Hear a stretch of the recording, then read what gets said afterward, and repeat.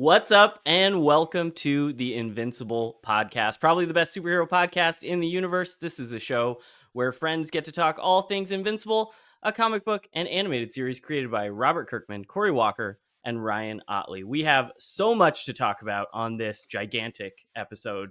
Our full breakdown for the season finale of season 3 of Invincible, the Conquest episode of Invincible. Including our doodles, predictions for next season, some listener emails, and of course, all the latest Invincible news. But before we get to all that, I am, of course, one of your co-hosts, Wyatt, and joining me are my fellow co-hosts and good friends, Bill. Oh, hi, everybody. TJ. Oh, hello, it's TJ. And Ryan. Hey, everybody. Guys, we're here. We did it. Can you believe it? Yeah, and I'm fucking depressed. I'm so sad. It's such almost an equal balance of like feeling so excited to finally watch this episode, knowing how much we've been anticipating it, and then it ending and doing always makes me think of the Always Sunny moment with Charlie where he just goes, what do now? What do now? Like we just don't know what to do with ourselves because it's so crazy that it's done. It feels exactly the way that Christmas morning feels. Like Christmas Eve is like the whole season, right? And then we knew that Conquest was coming, and then Christmas morning happened. We opened our presents, and every present that I opened was like a minute that passed and ticked by, and now I'm just like, fuck, I gotta. I don't know. I agree, but at the same time, we get to do this. Everybody else, it's like, it's done, go read the comics, and you got Battle Beast coming out soon, but we get to talk about it. We get to hopefully have more episodes about the whole season. We've got a lot more Invincible to come. So that's exciting. Wyatt said it before we started recording, like, we've been waiting for this for so long. We finally got the finale. It's Conquest. So happy Conquest Day. Happy Finale Day. But most importantly, you guys forgot, didn't you? Happy 9-year anniversary of the Invincible podcast. That's March right. 16th, right? Yeah. And we might which is this week. Episode. Yeah. Oh, no, you're right. By the time this is out, this is it. Very cool. Very cool. I thought you were just going to bring up that like we all still need to be sad because of last episode. Yeah. I thought you were just like, did you guys forget who died? We will for always How can you be happy? Yeah. I will say this though. I am so happy that the internet, like, the world feels the way TJ feels. Oh, The show has made so many Rexplode fans, and I'm loving it. I loved it all week, looking at people crying over Rex, and I'm happy that I'm not alone. Yeah. All weekend, anytime I came across anyone being sad about Rexplode on TikTok, I just sent it to TJ, being like, "Look at the world crying with you, TJ. Like they all feel it. It's great every time." We knew in season 1 that I was like, oh, Jason Mantzoukas, he's doing a really great job. Rex is actually pretty good. Rex is pretty good. Yeah. But I wouldn't have expected it to have hit this hard. Like people are talking about it. It's just pretty crazy. I wanted it to be a moment in the show, and it was like, I mean, even Wyatt, Nicole, or your wife, Nicole, said that there was a point where she hated Rex, and then it just turned everything around, and now she loves Rexplode. So and she talked to me even about how like even though the Adam Eve game is not like technically canon part of the show or the comic, it's its own thing, but even that like builds his character up so much and makes you connect with him so much that like has played a role, I'm sure, in some people's mourning of the character. But of course, want to say welcome to any new listeners. And if you are a new listener, just to go over the fact that we all have read the comics. Typically on this podcast, we go kind of full spoilers with the comics and things that have happened. On these episodes, of course, we will try to make sure that we're a little more reserved with spoilers, not outright spoiling anything without giving a big warning. Of course, once we get into predictions for the future and where we're going next season, obviously, that'll be a little more heavy on spoilers since we all kind of know where things are going. We recently did a live stream a little while ago, and we are definitely planning on doing another one of those soon. So if you're watching this on the day that it comes out, on the Thursday after the episode has just released, we're shooting right now for Friday evening, probably around 8 p.m. Eastern time. So keep an eye out for that. It should go live on our YouTube, give that YouTube premiere to let you know when it's happening. But before we get to anything else, let's go ahead and begin with the Invincible news. Since last time we recorded, episode 7, of course, came out. Like we were talking about, the Invincible War. The poster for that was released. Super cool. Just the shot of all of them coming through the portals with a little added green hue behind it. They also released the comic to screen video. Always really, really cool to see those. Those are always the best, and they've done such a great job editing them too. Between that and the like teaser type videos that they've done, where they like a couple days later do these really cool edits. Yeah. I feel like in season 2 it was a little more, maybe I'm just misremembering, but it felt a little more just like very much side by sides kind of showing you things. And season 3 has been like whatever, like it would be like a trending song that's happening on TikTok that's edited in these very cool cuts where it's like the character first and then the background comes in and slams in. Yeah, the whole team working on that is doing great. Of course, new shirts, TJ. There it is, TJ. Instantly. I purchased it. I didn't even have to click on it. It just appeared in my Skybound cart. Yeah. What episode was this? Because we totally called out that this should be. This was the first episode of this season. Yeah, right. Because it's when he realizes that Ray is still alive. Yeah, and they have that conversation. Yeah, I think it's episode 1. Yeah, so cool. I think you're right. Yeah, awesome. And then of course just tons of memes and like we said, people reacting to the Invincible War, which again has been like as big as Conquest is. It's been really cool to see just the massive reaction to the Invincible War. The reaction to the Invincible War, there hasn't been anything like it since the season 1 finale. Yeah, it has been so great living in the Invincible internet for the last week and seeing everybody's reaction to all the variants, and it's been so much fun. It's been great. Yeah, to see people online already kind of debating, is season 3 now the best season of the show? Has it outclassed even season 1 that made such a big splash? Is cool. Like, and to know that that's happening before they've necessarily even seen this Conquest episode, which I'm sure will add even more to that discussion. Of course, they did just put out an episode 8 teaser, but they even say that they can't really show anything from episode 8, so they just show the ending of episode 7 again as part of the teaser with Conquest showing up. But they at this point, we're recording on Tuesday. They did say that tomorrow we're recording on a Monday. They said tomorrow on Tuesday that they'd be releasing a short scene.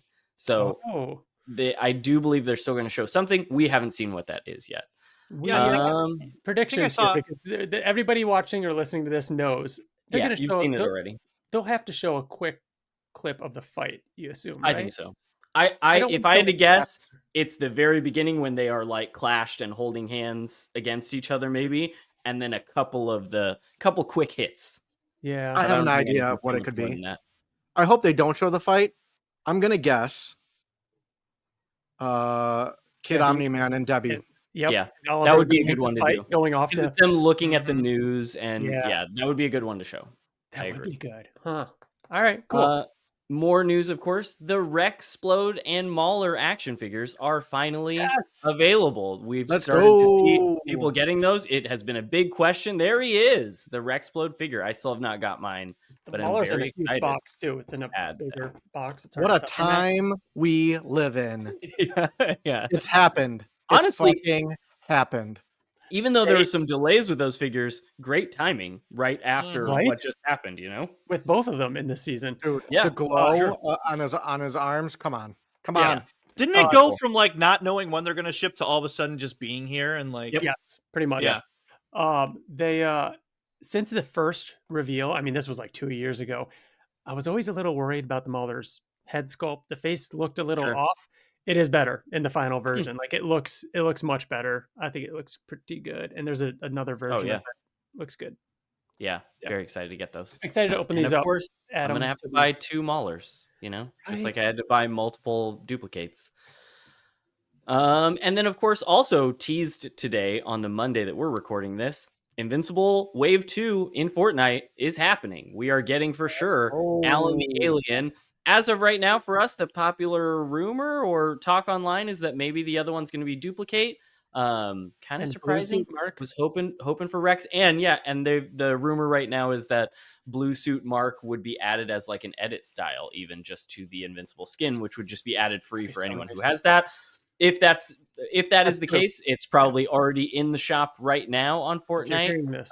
If you're hearing this, so go and snag that before they disappear, because I know that's how the Fortnite shop works.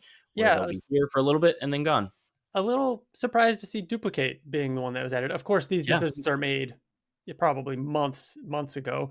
Yeah. But yeah, Rexplode seemed like the obvious decision, or a Battle Beast. Yeah. Shocking. Even a Conquest. I mean, Wyatt, you said it. Go ahead. You said it before. Like they try to keep it like one guy, one girl. So I get the it seems like they try to balance that out. So if you are going to add another female character, Duplicate makes the most sense because I feel like she's gotten the most screen time. But I kind of would have kind of surprised they didn't go with like Shrinking Ray. That would have been cool too. Right? Yeah. What was I going to say? I'm very excited to see what other things they throw in there, what other like back bling or pickaxe or glider or any of those other little things that they can add on. Excited to see what those are. We'll see. We'll be online. We don't know. It might be spontaneously. All of a sudden, we're streaming Fortnite, checking out the new skins, running around, getting Bill a win. And then, of course, so long. I'm probably trash. Same. So Ryan and I were talking about this, that it's been like at least a full season of Fortnite that I haven't even really logged in. Yeah. And I logged in just once over the weekend on Saturday. And it took me a minute to kind of get my bearings. There's some cool stuff in it though. Sub-Zero powers, some cool like powered up baseball bat stuff. I was having fun. Yeah. And of course, just like the past few weeks, we have partnered with Ubisoft Barcelona Mobile to celebrate Season 3 with our own reward code for Invincible Guarding the Globe. And the game's latest update includes a new Cecil's Nightmare, as well as a little bit of a tease for something coming next week. And then, of course, our code that you can redeem is Final3. For a free Adam Eve in the game. So you can go to redeem.invincible.ubisoft.barcelona to get a free Adam Eve. So go and do that. And that's our full season of codes. We'll go through it again on our season wrap up and go through all the codes and everything you would have gotten. Yeah. But that was fun. Yeah. It's cool that we're ending on Adam Eve too, who's a more rare character. Yep. For sure. Yeah. Yeah, that is a big reward to get from one of those codes. So, have you guys seen, what is today? Today is the 10th? Mm-hmm. So it looks like an article came out on the 8th, and I feel like it's relevant to talk about this with news just because it's kind of not relevant to the episode, but they kind of talked about the budget of Invincible.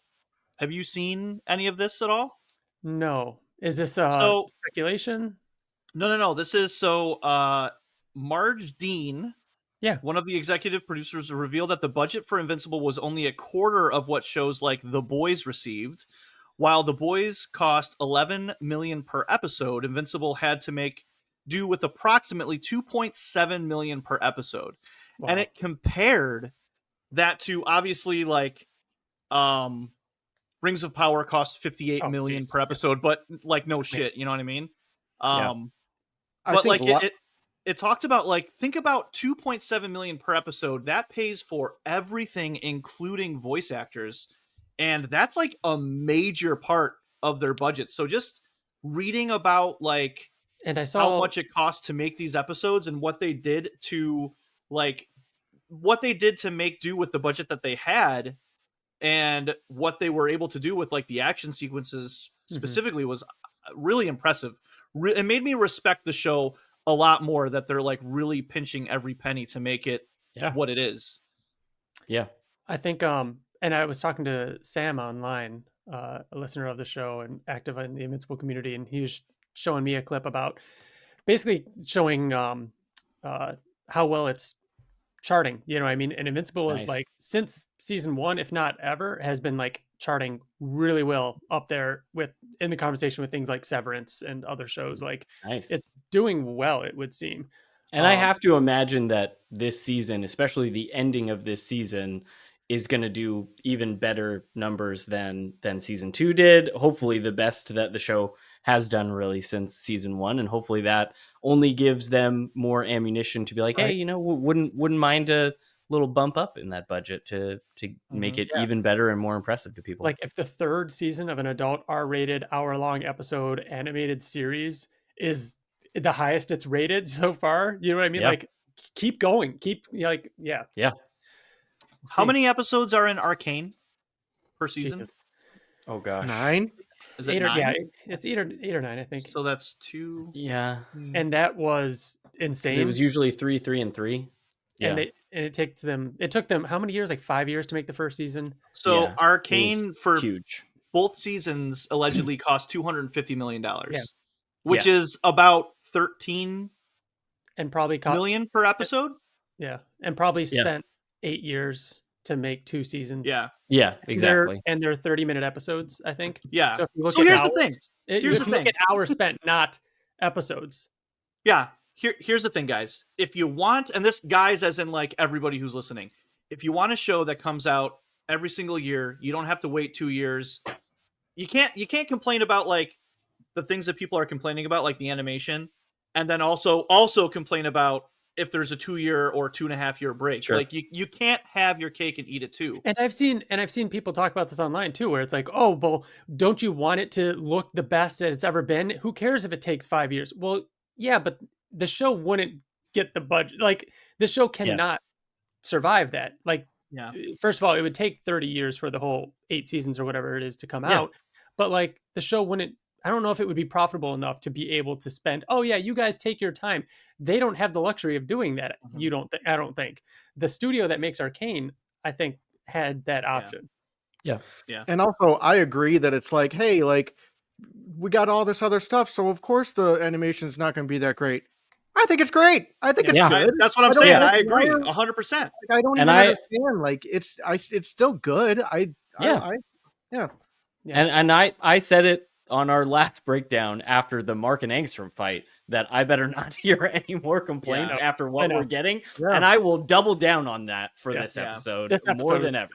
Yeah. But it's inevitable. You know what I mean? The more popular a show gets, the bigger the fan base is, the more hate you're going to have, because there's more people to like talk about it. And it's become kind of cool, I guess, internet cool to complain about the anime. I mean, give me a break. And I'll jump onto that to say one more thing before we go into some emails, because I know we've got a lot to cover. But like, I do see occasionally, I will see TikToks of people being like, man, I can't, sometimes the Invincible community online is just so like toxic or annoying, or they're complaining about this or that.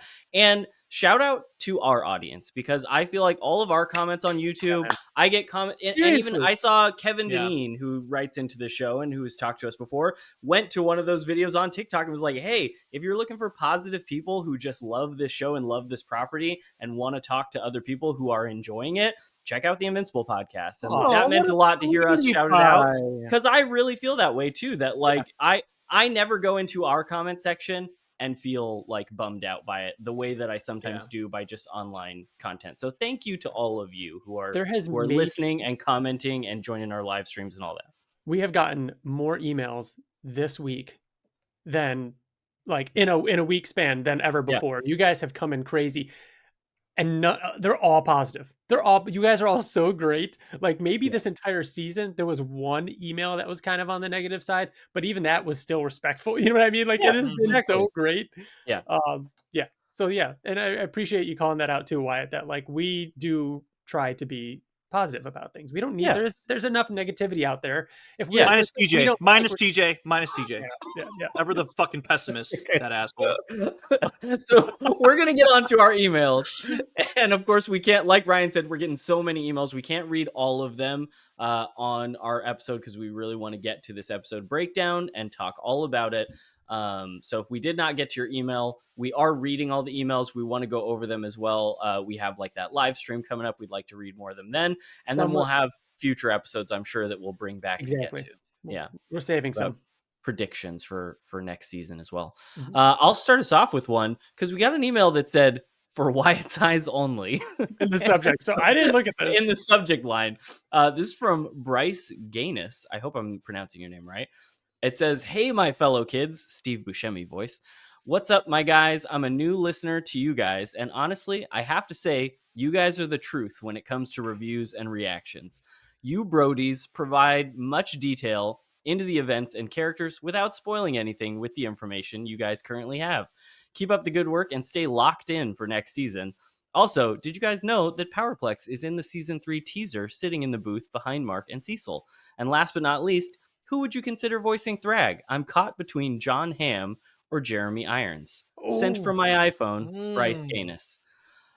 Of those two, I would probably go Jeremy Irons just because, like, how can you say no to Scar voicing? Exactly. And John Hamm has always been kind of like in my head, my front runner for like a live action Omni-Man. I would love to see him do that one day. Not that he couldn't do both. That would be a fun play on the fact that we thought that Steve was going to be this secret big character. It's like, oh no, and he actually We is. did. We did talk about it. Yeah. Oh, that would be funny. Oh, that's my new favorite. I think I Yeah. like John Hamm as that. Now, this is just my brain, how it automatically goes to like a Walking Dead alum. You know what I mean? Yeah. Has Andrew Lincoln done anything yet? I don't think so, I'm right? not sure he would even be right for the role. I'm just thinking Yeah. because I forgot who, somebody said it. Shoot, sorry to who called this out, but somebody said something about Norman Reedus for Space Racer. I'm like, Oh, I would love just that. because the motorcycle thing. Yeah, cool. that would be Come great. on. One think person that'll now happen. that we're in like a post-Conquest era, one person that I had always thought would be great as Conquest, that obviously very happy with Jeff Dean Morgan, but I always kind of wanted Christopher Judge, who does Kratos, to get in the show and like maybe do Conquest. I think he'd also kill it as Thrag probably. So He's I'll got say such Christopher a Judge deep is fine. voice, man. Yeah, his voice is so great. I think that Kirkman has talked about trying to get Bryan Cranston on the show, and that he always says he always put it out there just for him to say no. I really feel like if it were Bryan Cranston, it would be fucking incredible. What a surprise that would be. And he would kill that role. He would kill it. He would kill it because it's not someone who I would like instantly go to, but I feel like he would bring something to it that is refreshing. So yeah, I like it. All right. Was that it? Wyatt? That was Sorry. it. That was it. Cool. Yeah. So thank you, Bryce, for emailing. Yeah. I've got one here from Sam. Sam says, "Hey guys, wow, what an episode. Am I right? Definitely my favorite episode of the season, if not the show. Probably one of my biggest highlights is seeing all the other characters. I mean, Britt, Tech Jacket, never thought he'd appear, Wolfman, Bolt, Kid Thor, Knockout, Chupacabra, Cast Iron, Best Tiger, the coolest character ever, all in one Best episode." character ever. So I asked this question. What are the chances we get a Guarding the Globe or Invincible Universe series? I feel like the groundwork has been laid. Keep killing it, guys. Sam. And shout out to both Kevin Deneen and Colton Collins and a few others that asked the same question. So I had to throw them in there. I'm gonna do the opposite of TJ and be very optimistic about this one. I think it's a good chance that we would get I think it's true to put so many characters in it, to utilize those properties, especially like Brit for one. Brit is his own IP, and they probably paid a lot of money to be able to utilize them, and I think that they're going to in the future. So I think that was probably part of like a contract, maybe, is like could be he's got to be his own show, Yeah. I could see as well, just because I know there's a precedent for them doing special episodes. I could see us getting a Guarding the Globe special that's like even like slightly over an hour long, like special, doing one of those stories. Mm-hmm. I want a Guarding the Globe special. I want one season of Wolfman, and I want Tech Jacket to be a reoccurring character in Invincible. So like that's I think being the more reasonable. We're not going to get they're all of them getting their own series or anything. I mean, multiple seasons of Wolfman would be great, but I'm setting the expectations as just give me one. Yeah, I agree that I think it would be cool to get a guarding the globe or Guardians. But yeah, give me I'd prefer it to be a movie, but give me a Wolfman movie. Give Bill his Tech Jacket. I mean, Man, but those are the they- two that are musts. could they And a do Rexplode fucking special. What are we doing? Still not announced. Still not announced. Still not announced. TJ's gone from what are the stages of grief where What's it's going like on? Anger. He's denial. He's in Anger. anger now. You know, It's still not fucking announced. What's next? Wild. Bargaining? Are you going to I start think so. bargaining I next think season? bargaining. next if we get a chance to talk to Kirkwood? That's the bargaining Yeah, stage. that'll be the bargaining stage for sure. The acceptance. It's a couple episodes away. Yeah, that We're might never be a getting it. season We're or never- two away. Yeah. Um, TJ, I think you have the next email. Oh, do I? Oh, okay. This one comes from Frank S., who I'm assuming is either Silva or Sinatra. Hey guys, episode 7 was nuts. I had TJ in my thoughts and prayers leading up to Rex's big moment. Thank you so much. I appreciate your thoughts. The show handled him so well, I started crying during his talk with Ray. wow. But aside from that, I was so stoked for Bill. Not only did we get Best Tiger, Wolfman, and all of the above, but a cameo of Eve's dad to top it off. He was the best part. And then in quotations, he put, "She's our daughter." What a performance. Thank you guys for the great podcast, as always. I'm sad to see season 3 go, but I'm super excited for all of the off-season talk and speculation for season 4. Take Right. care, Frank Sinatra. Hell yeah. Thanks, Frank. It really is exciting, like thinking about the fact that we are soon to be speculating season 4. Like Conquest has always been like a destination. I know. almost, that my brain has not even begun to process what a season 4 of this show would be, which is crazy. Wild.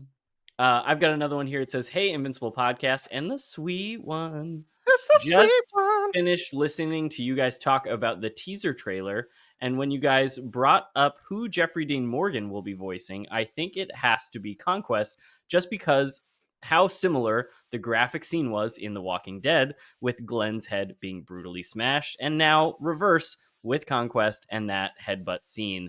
Also, I thought I would share some fan art. Alex Ross. Whoa! And judging by how good Alex this artwork Ross? is, I was right to assume that famous last name. Oh my god. That's He crazy. did also drop his it looks like an art page, IG dash at It's, Alex the Artist 15. Yeah, it's there you go. Instagram, yep. Awesome. What? That is so fucking good, dude. incredible. Is That it is for so sale? good. I Look want at- it. Look at the TJ eyes. is about Like, to pay you're- for a commission from you. That is honestly, I will. I absolutely will. That is so good. Look at the subtle cracks in the eyes. The Oh my blood, God. the blood how- coming off of his knuckles. Yeah, the blood Oh dripping my is wild. God. The shine in his forehead, like, dude, you killed that.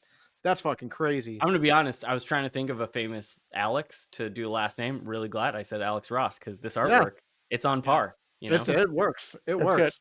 Yep. Alex actually Wow, sent that's that awesome. one a few weeks ago. It just hadn't had a chance. It's just been in the stack. But I wanted to try and get some more Yeah. doodles in and everything. So Alex called out Jeffrey Dean Morgan before Yeah. we knew, obviously. So yeah. thanks. All Alex. right. Very, Very cool. I'm checking out your Instagram. I wanted to do it too, but I had an email to read right after, so I don't get to. Hello, Invincible Pod. First things first, TJ, I would like to offer my condolences. Oh wait, time on out. the Time out. Yes. Just Are you- totally- I think it'll be Are- hold on. It'll be Conquest just because of some. Time out. I might have shown the wrong art. Oh. But I mean, that was the Instagram, right? Oh no, you're just thinking that was the wrong piece of artwork. Yes. Hold on. As in there were multiple. Also, I art- thought I would share. Oh no. I think that's right. That was right. Okay. Good. Good. Oh. that could have been bad. Wow. And we've been doing so good I was with gonna one say takes it. and not I having thought to it- edit for a while. I was gonna say, I thought it said Alex as the signature. Well, I I'm pretty did. sure. Oh, you're right. It's Alex has a signature too. Okay, good. I just have my Wow. images pulled up in the wrong order, I think, because the Wow. next one is not. Okay. Got No it. one has ever brought this podcast to a screaching halt. Yeah. before. We all just Congratulations. immediately went like, oh no. I thought I did something wrong. All right. First of all, TJ, I'd like to offer my condolences on the recent Rexplosion. But Bless at least you, we're bless getting, you. but at least we're getting closer to Dinosaurus. I know it's more of a Bill thing, but I'm trying to be positive. And we got to see Britt knock out El Chupacabra and my personal favorite, Tech Jacket. I'm so glad to see him in the show. I cannot wait to see him and Alan together. Funny enough, the only time my dog will pay attention to the TV is when I watch Invincible, or when I watch Invincible is whenever Battle Beast shows up. It's fun to imagine my old, deaf, crusty dog sizing up Battle Beast thinking I could take him. As for everything else I can say is, damn, this is insane. Anywho, last time I sent in a doodle, Wyatt mentioned only using whiteboards. I don't think it was a challenge, but I took it as one. So I patiently waited until I got my hands on new dry erase markers. I didn't have many colors, quote, or parentheses, yes, I'm Canadian. Oh, colors is spelled with a U. Yes. She knew you'd call her out. Yeah. But I still think I did an okay job. As always, I'm at Genevieve_BE3 everywhere. Here's my doodle of Tech Jacket. Ooh, let's see it. Oh, damn! that's awesome. Right with dry erase? That's great. Shut up! That's really great. That's amazing. That also is that That's like so a good. really big dry erase board? That looks like a really big one too. It looks a bit bigger, especially judging by the signature on there. Listen, you know what? with dry erase, you can't have your hand down on the board when you're doing stuff. So like you have to do it like this. That's incredible. It's so good. My very, favorite very good. type of commissions are super like sketchy like that, and I love that. Yeah. His Back leg. his right hand, how it's like facing forward, and it's just like a scribble, but you can still make it out. Like that's so good. And yeah, that's really the left or right leg, back right leg. That's awesome, dude. Holy shit. So good. Very cool. Wow. Jeez. Good shit. I've got one right here. This one comes from Sam Sham. Hello, the Invincible podcast. Sam Vincible here. What a freaking episode. The absolute chills for 50 straight minutes. I can believe how much personality differences were given between each Invincible. I can't believe. Shout out to Stephen Young and the whole team for deciding to change up his voice. Oh, yeah. One of my favorite scenes added to the show was Debbie and Oliver, and how this was really the first time we see Oliver helping citizens rather than fighting someone. Also, Debbie as a mother wanting to protect her child, but also understanding how much he could help the world at that moment. It's beautiful. For my doodle, I had to draw a piece from the stunning Day 3 moment. This was maybe the best comic to show adaptations they've ever done. Both convey similar feelings, but are presented in the best way for their format. Sam Sham. P.S. So glad Omnimark wasn't killed by a damn yo-yo this time. He became my favorite from the show. Did you have any different favorites versus when you read the comic? Ooh. How cool is Nice. that? Man. That's very cool. That's very cool. Oh, yeah. Very cool. I might have to go with that. I loved that Invincible. I mean, he was one of my favorites early on, but making him that kind of more monotone, serious, swearing doesn't make you cool. Like, and just yeah, he was out there. He was pretty great. This is gonna sound real insensitive to TJ. I kind of like the one that that Rex kills. Just the way he does it when he's like grabbing Robot and he calls him Robo Buddy, and like he just has a certain attitude to him that was cool. And I really liked the design of him. Like it was a more like pale yellow than a lot of the other ones. Yeah. Like it was a cool design for the suit. Yeah. I think, which one did I like a lot? The grifter mark, right, is what people are calling him. Because he has like that kind of, he had a bit of an hanging accent, mask. you Yeah, he almost like sounded a Southern. right? Southern drawl. Yeah. And he's just obnoxious, and I feel like I'd have to pick him as my favorite because, he's just loud. Yeah. Not to go with the obvious. And I don't feel like I need to have it in every every episode of every show or anything. However, putting a gay mark in there, I liked that. So that was cool. Wanting William, I want it. I want that story. It's those little things. I saw fan art Quick that somebody and easy. made of the mark that came to get Debbie and bring him back. So good. I saw that that too, too, you man. guys. Oh, yeah, that too. Where Yeah. it's him coming through the portal, taking the mask off, and he's got like a beard, and he's like, "Mom, I'm not your son, but I miss you." And it's like him crying. It like broke my heart. I was tearing up from it. I love how so much good. like people are like are emotionally attached to that and the I miss William mark. but they're still like evil. yeah. They still probably killed lots of people. Yeah. And also the amount of love that business baby's getting. Like, yeah. Hell yeah. Was he actually like in the no subtitles? Was he called Business Baby, or is that just like what took off? No, he is Business. That is his name. Okay. Either in the art book or like because he's in season 1. Like he is. Yeah, you see him at the Guardian's funeral with the big green guy. You know. Yeah. It's just like Agent Spider. He can't be Boss Baby. He's Business Baby. Yep. You know. Okay. All right. Thank you so much again for your emails. If we didn't get to yours, we will hopefully read it soon. And if not, of course, come by our live streams happening sometime and we can hang out in the chat and you can ask your questions there too. But it is finally time to do our full episode breakdown of episode 308 titled, I Thought You'd Never Shut Up. This quote is, like we talked about last week, there he is! 68. There he is! He made it! No, he made it. Loud. Whether he's it made me in the stop. episode. He's not in the episode, but he's in our episode. He's in this episode. And that counts. There he is. He's in this episode.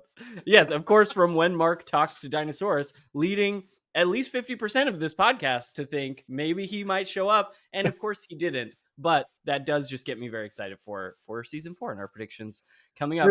They wanted the finale to be good. So yeah.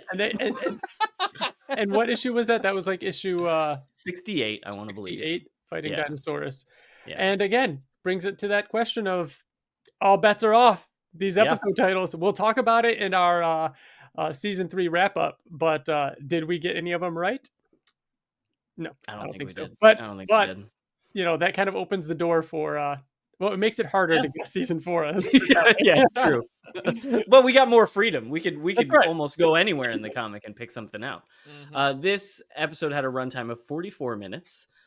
It was written by Robert Kirkman. Oh yeah. And directed by Sol Choi, who did episodes 201, 206, and 303. You're damn right. Yeah. You're damn right. Some very, very impressive, great episodes. So not surprising that they were directing the finale as well. Mm-hmm. Before we get into the many notes I've written down in my full breakdown, what was your guys' initial impressions of the Conquest episode of Invincible, the animated series? I'll go first. Okay, go ahead. I loved Jeffrey Dean Morgan as Conquest. I thought that it wasn't distracting at all. I think I was the least excited about his potential casting just because I didn't want him to be Negan. Yeah. And we talked about it a little bit like after that. It's not really Jeffrey Dean Morgan's quote unquote fault for sounding kind of like that. It's the way that the character was written is kind of the same as like Negan was written and his cadence and stuff like that. Goddamn, what an episode. It was, I barely spoke when we watched it. Like, I think all of us couldn't even fucking speak. Tense. Yeah. I loved it. I loved it. I don't know where it ranks yet in the totality of Invincible, but it's definitely up there for that moment alone. I think I remember, Bill, you giving a prediction of like, at least 30 minutes of fighting. And I kind of pushing back a little bit like that might be too much because would we get too tired of it? Is that too exhausting? Yes, to both of those things. Like it was nearly 30 minutes and it was exhausting, but that played into it really well. We were like drained and it was like, even knowing the comics, it was done really well. A bit distracting at times because I kept thinking of the like, sometimes it looks like a different show because the animation would go like nuts and it'd be like, holy shit. So I would like, it took me out for like a second. And while I agree with you that Jeffrey Dean Morgan was great, there were a couple times throughout that I was like, there's a little Negan there for a second. But after the first watch, I've watched it like half a dozen times. It definitely got better and better because that stress of watching it for the first time, of being nervous and like kind of analyzing and listening and trying to pick up on everything was gone. And I was just in it and able to fully enjoy it. And it was so good. One of the best scenes, one of my favorite scenes, I think, you know what? I'm going to rephrase that. One of the best changes from the comic or additions or something new, and we're going to talk all about it. But my God, so good. And of course, a great way to wrap up the season and the episode with the funeral and everything. Great stuff. Can't wait to talk more about it. TJ? Yeah, I reiterate everything that you guys said. The changes, like trying to separate what I know from the comic going into it, all the additions from the comic, like changes from the comic, or no, additions, really were, in my opinion, the best parts of this episode. Like, we talked, I think it was last breakdown or maybe the breakdown before, about what the best fights are in all of Invincible, and I think that fight may be in this episode, and surprisingly enough, it wasn't Mark versus Conquest. That's just my opinion, and we'll talk about it. Yeah, but God, that's a hot take, but you're wrong. You're wrong. But it's a hot take, but you're fucking wrong. This episode was just insane. It was exactly what I wanted from Conquest. The added dialogue that Ryan's talking about, like, oh my God, like so fucking good. And then we got a great ending to wrap up the season 2. So, yeah, loved it. Yeah, I echo everything that you guys said. My nerves about Jeffrey Dean Morgan being Conquest were the same as you guys, of like, is it going to be a little too Negan? Is he going to be a little more playful than I want him to be? There were moments where I was like, oh, I didn't necessarily expect Conquest to maybe sound that way when he said certain lines. But yeah, just like you, Ryan, after watching this now multiple times, I love his portrayal in this show. The additions that they added specifically to things that Conquest does and says have taken him from being an awesome moment in the comic that is shocking and is like cranks everything up to 11 and is the most anime fight scene that's amazing ever, to now Conquest being a much more three-dimensional character that I find really, really interesting. And I think Jeffrey Dean Morgan was the right person to do that. Yeah. It was almost like a fourth wall break in that, like, he was talking about how he's just this thing, this force, but to your point, Wyatt, he added a lot of like the show has been doing. Like us as fans or comic readers are like, yeah, Conquest. He's the fight scene guy. Yeah. He fights. That's what he does. That's wait till you get to that moment. So for that, we'll talk about it. We should just like zip through. Scene. Yeah, we should just zip through. Oh, he fought, and then Conquest said this, and it was fucking incredible. Let's talk about it for an hour. You have no idea how much when I was starting my notes, like, there are a lot of these things that I could have just written, and then they fight, and then go on to the next scene because it's so intense. But this is Conquest, and I had to give it its full due and write some notes out. Okay, so we start off with the title card. No one's saying anything about being invincible. This is, I think, the first time that it's not meant to like be in the middle of some dialogue where someone might say invincible. It's just you're done with it previously on. All right, here's the title, because we got straight to the clash of the two of them hitting in the middle of all these buildings. Huge shockwave sent out, shattering glass, sending people flying. We're stopping already, Ryan? Yes. Because I'm not done talking about the title card. We had like 2 frames. Every season, it's always been about the build up to the title card. We can't just go past it that quick, because there is one thing I want to talk about. First season gets completely covered, turns color, it's bloody. Second season, the black and blue and cracking, all that kind of stuff till the reveal. Yeah. With this one, I think it was intentional that it ends on the Viltrumite colors.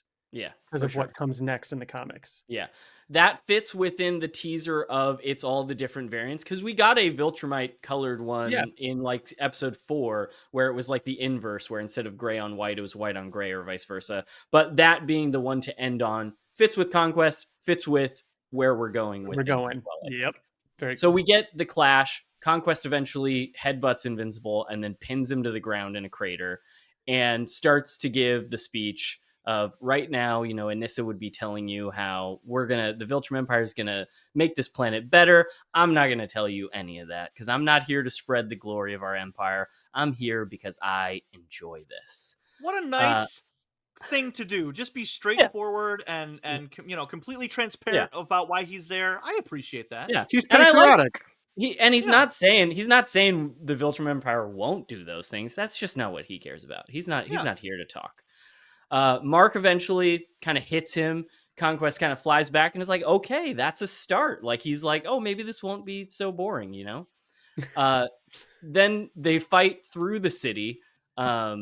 Several buildings are already collapsing. Conquest pulls Mark out of the rubble, and we get the panel that is... There's so many times where I'm going to say we get the panel from the comic, because so much of this fight is you can pull direct the way he panels pulls out. Them out of the comic, he pulls them up, does the choke, and then says, yes, this, I want more. Like, he's very, very Battle Beast-esque in this moment of just like, give me more of this fight. Yeah. Mark starts to, like, Mark punches him off of him. Conquest again is like starting to get a little impressed, and Mark says that was just a warm-up. He keeps punching him up into the clouds and eventually punches him up into space, which is a moment where Mark does like try to get him out into space. But this is where we get one of the first real new things, where Conquest makes a little bubble out of blood, spits it up, and then as it's freezing, forms it into a little heart. And we all have the same exact reaction Mark does, which is, the fuck? Like, and he just smiles at Mark and then like flicks it to shatter it open before just lunging back at him full speed. That I will say that I don't know how I feel about that, and I'm curious as to how people are going to react to that. It did seem a little out of place to me. It wasn't like awful or anything. Like I thought it was funny and kind of a sadistic way to show that Conquest is, he's fucking crazy. He's having a good time. But yeah, I'm curious as to how people are going to react to it. Here's what I want. I want Valentine's. Oh, 100%. I want it's going to be a Valentine Day card. I thought it made me just uncomfortable. Like, Mark is like, we're fighting, and this guy's like playing with me. Like it's a joke that maybe didn't land very well with Mark, because I don't think it would land well with anybody, but like Conquest thought it was fucking hilarious. And that's kind of what makes it good, is that he's detached from like, you know, what's normal and stuff. And this was the first instance of like, animation. Like, he does that, and he gives a smile, and then immediately, like, as he lunges forward, you just see his eyes go crazy and the big smile. Like, this was a moment that I believe, if I kept the same thumbnail that I sent Ryan right now, I'm using that shot as our thumbnail as he's like lunging forward, because he just looks insane. So Conquest kind of flies at Mark, pushes him back down towards Earth, and they're in the atmosphere. Mark eventually kind of fights him off for a moment, hits him away, and says, you still sure this is going to go your way? And Conquest says, damn near certain. Conquest punches Mark, shattering one of his goggles, sending him flying through multiple buildings. Again, this is a recreation of one of those panels where it's that left goggle, as he's like getting hit, just shattering. And then we cut to the Grayson household, where Paul and Debbie and Oliver are watching the fight on the news. Oliver says it's not too far from here, he can help. Debbie starts to tell Oliver not to go, but eventually just tells him, like, you know, be quick, don't let him grab you, you know, and stay safe. Cool change from the comic too, because in the comic, Oliver just flies off and it's like, Oliver, no. And this one, it's like, just like last episode, she just has to like accept it. Like, you know, strengthen herself up, you know, hold herself and just be like, just go, be safe, keep your distance, you know, like get out of there. I couldn't do it. I could not be the parent of a like super powered child. I would. A lot of people would die, because I would lock my child in his room or her room and be like, nope, sorry, you're safe. That sounds like how you make a villain. Yeah, that's how you make a villain. Oh well. I'm a bad parent, I guess. I don't know. My kid's not going out there to fight Conquest. No fucking way. Bill, I'm with you. Paul tries to comfort Debbie and says, like, you know, your boys are strong. They've been through this before. And Debbie just says, not like this. It's never been like this. Not like this. We cut to Mark just waking up in a crater. Both of his goggles are shattered at this point, and he just coughs up way too much blood into like crack in the ground. Is coughing up blood, just trying to regain composure, and starts to see the blood tremble and shake like it's Jurassic Park and Yeah. the Oh my T-Rex is God. coming, because he turns around and looks up and he's just barreling Down. straight down, You like can hear it like shattering the glass just from flying by, because that's how fast he's going, that he's just breaking the sound barrier, just shattering everything around him. sounds He like a slams jet down engine. into Mark, and we see from Oliver's perspective now, way out in the ocean, as multiple buildings are just falling to the ground from this shockwave hitting the ground. And that was the moment where it was like, I know the Omni-Man fight was big. I know buildings were falling over. We just reminded you of that with Powerplex. This is different. This is on an even bigger scale than that happened. And you know what? That just goes to show, it reinforces what Conquest said, is that like Nolan was there to have that planet be ready to be taken over, but in a way that like doesn't kill a lot of people, destroy a lot of stuff. Conquest did not give a fuck. Yeah, there's no mission parameters here. He is just letting loose.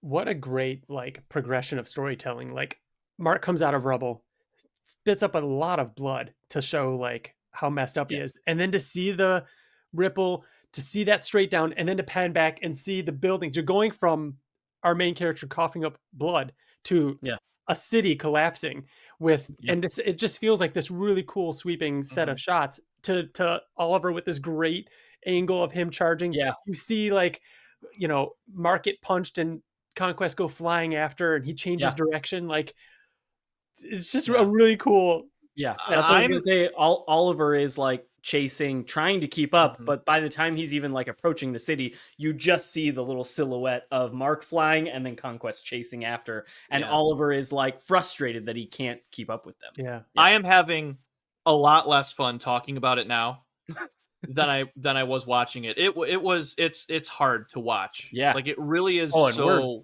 fucking stressful. I don't want to keep talking about it. I think that we're done.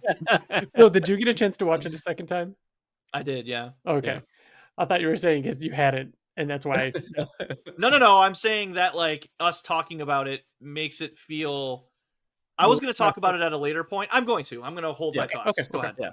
So Mark is again flying through multiple buildings at this point. As Oliver's trying to catch up, Mark is just tumbling through the air, and Conquest catches up and like screams as he hits Mark's again. And then he flies through again multiple buildings, and then eventually hits like a gas tanker. And this was one of those scenes where like you see the animation kind of kick up a notch as he's trying to get back up and just stumbles and falls to the ground.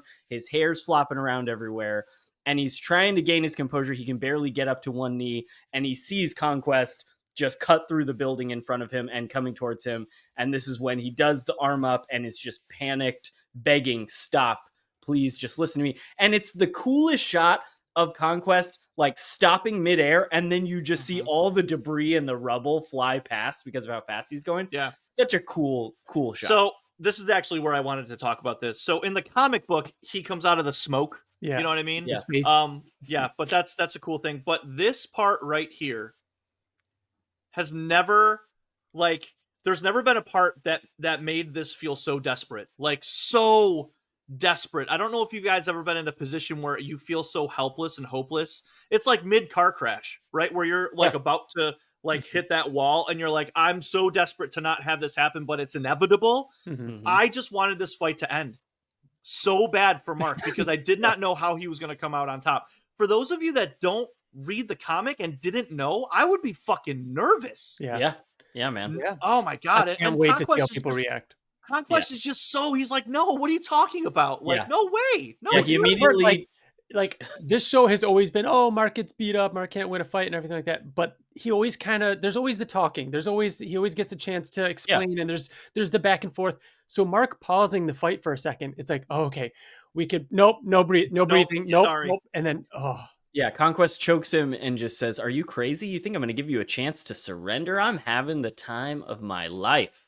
And then he like pins Mark to the ground again, and you can see Mark like almost losing consciousness again. He's like, hey, don't give up. Come on, you still got this. And he like swipes the blood off his face a little. You can do this. You just need the right motivation. And he looks around and sees the civilians, one of them missing a leg. Yeah, and he just tells Mark going up. They don't shy away from showing like crazy gore, and there's crazier shit later on, but that's one I wanted to make sure that I called out. Like a guy pulling like his friend, who we are assuming was his friend, just completely missing a fucking leg. Yeah. Wasn't last episode 7, like rated 18 and up or whatever, and this one rated like 14 and up or something? I think so. I remember seeing that a little while ago. I don't know where that like officially netted out now that they're actually coming out. But yeah, I wouldn't be surprised if this one had a different I'm rating. surprised this one isn't 18. Yeah. So he tells Mark, after he says you just need the right motivation, and he says, when I'm done with you, I'm going to kill everyone else. And as this is happening and he's like choking Mark, Oliver catches up finally, punches Conquest off of Mark, and does just an awesome little spin slide move as he lands. Oliver's never looked cooler, man. I was so excited. He just like lands and he's so proud of himself, then continues to fly at Conquest again and gives the line, big ass beatdown coming up, like doing the great Oliver lines. So may I go ahead. Go ahead, Brian. I'm so glad they didn't go down that path of like, oh, I'm just going to start hurting civilians in front of you. Because like in that moment, I could have seen them do that. Like, we're going to take this up a notch and really make it. And it's like, they didn't need to. The threat was enough. And I'm glad they didn't, because that would have been rough. And if I could take this part, this was one of the coolest like single moves that Conquest had done. It's just like putting his arm behind him and one sick ass fucking swipe downward and just fucking batted Kid Omni-Man. He bounces his head to the ground like a basketball. Oh my God, dude. It was so him, and cool. Oliver bounces off of the cement. Yeah. We feel for Oliver, but that was pretty cool.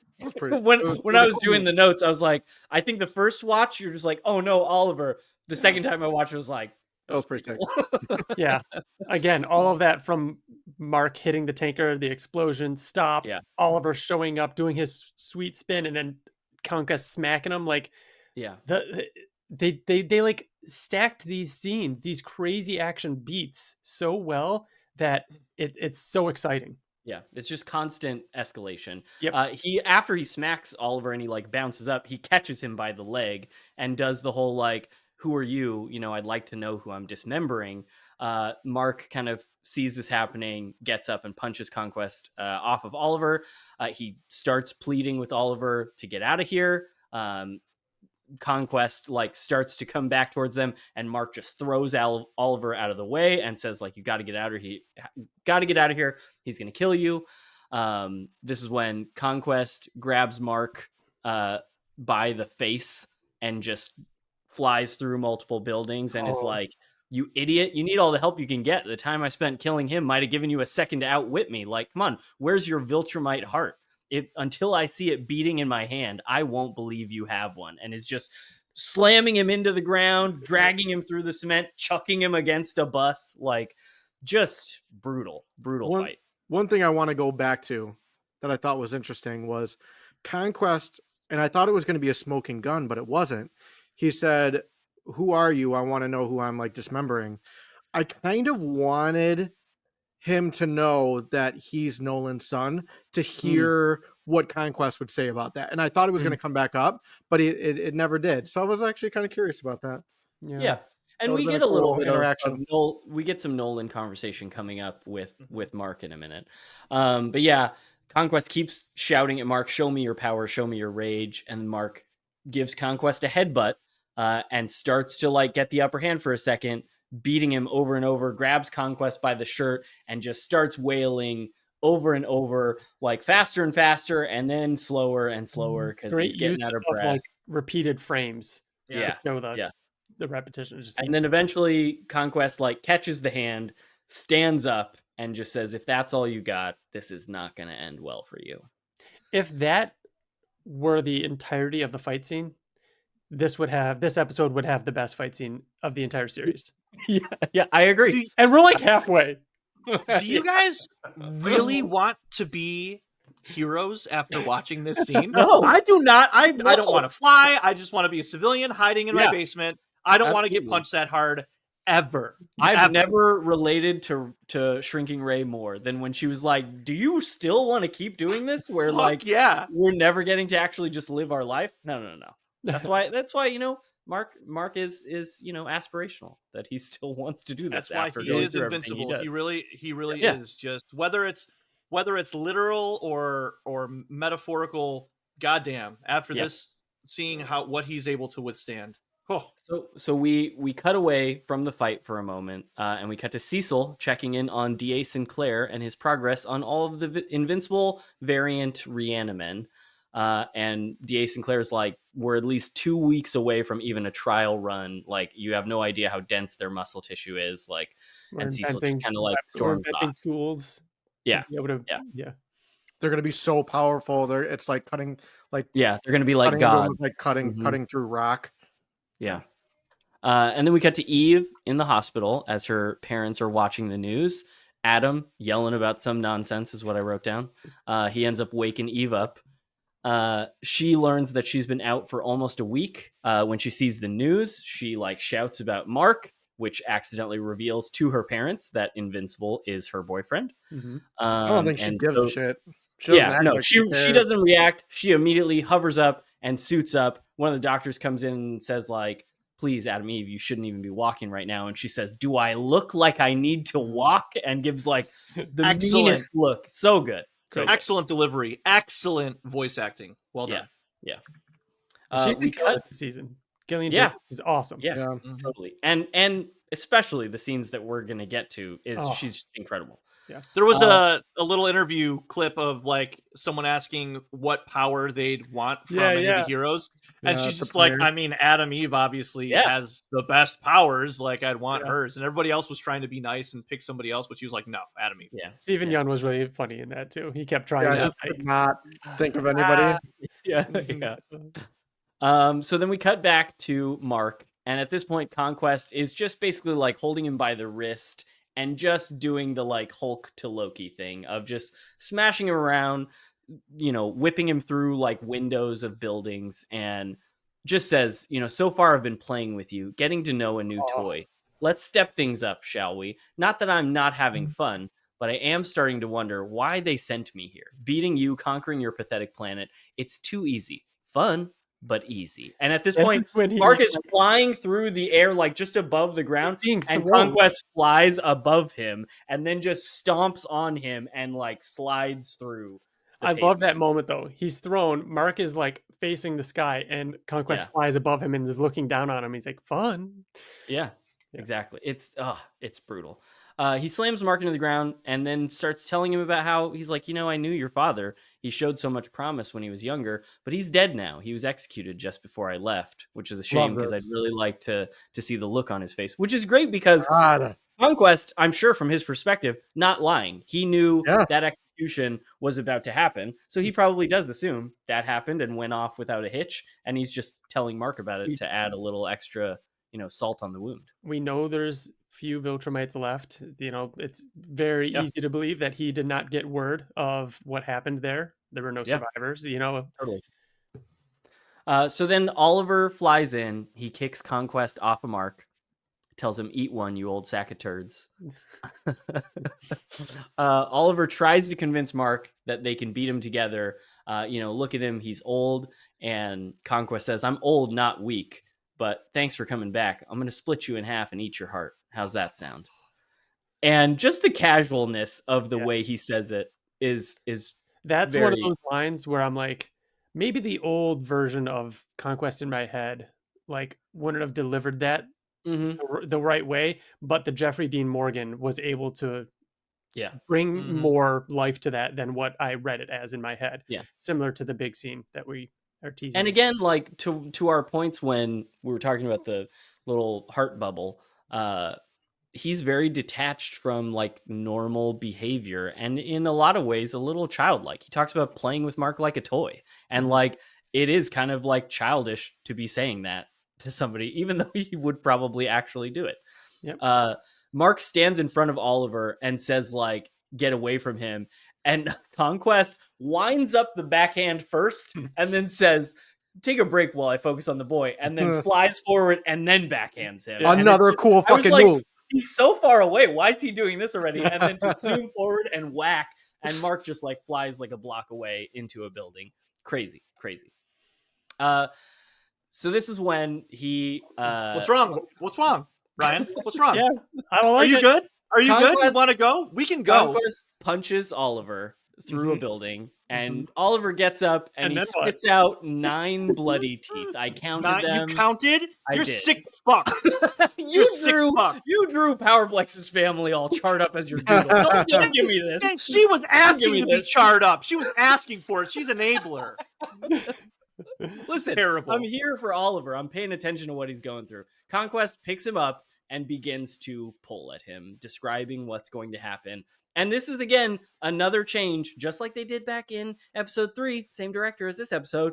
Oliver cries during this scene, and you see the tears land on Conquest's face as he's just reveling in how awesome this is going to be. And it is probably the hardest scene for me to watch in this episode. Yeah. The two things different from the comic, spitting up the teeth, which was like, okay, that threw me off as a comic book reader. So now I am off center. You know what I mean? That threw me off.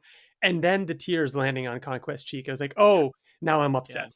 So it achieved. Now I'm upset. Listen, like reading this, looking at one panel where Conquest is stretching Oliver and talking about like first your muscles tear and then your skin starts to separate and blah blah. Like you're just like reading it, you're like la la la la la, drinking your coffee, reading it. Yeah. This was an experience that I didn't enjoy it. Like and that's a good thing. You know what I mean? It's a good thing that this show makes you feel these things. Yes, it's very intentional, but I did not have a fun time watching these scenes. It was fucking hard. I'm straight up not having a good time. Mark sees this happening.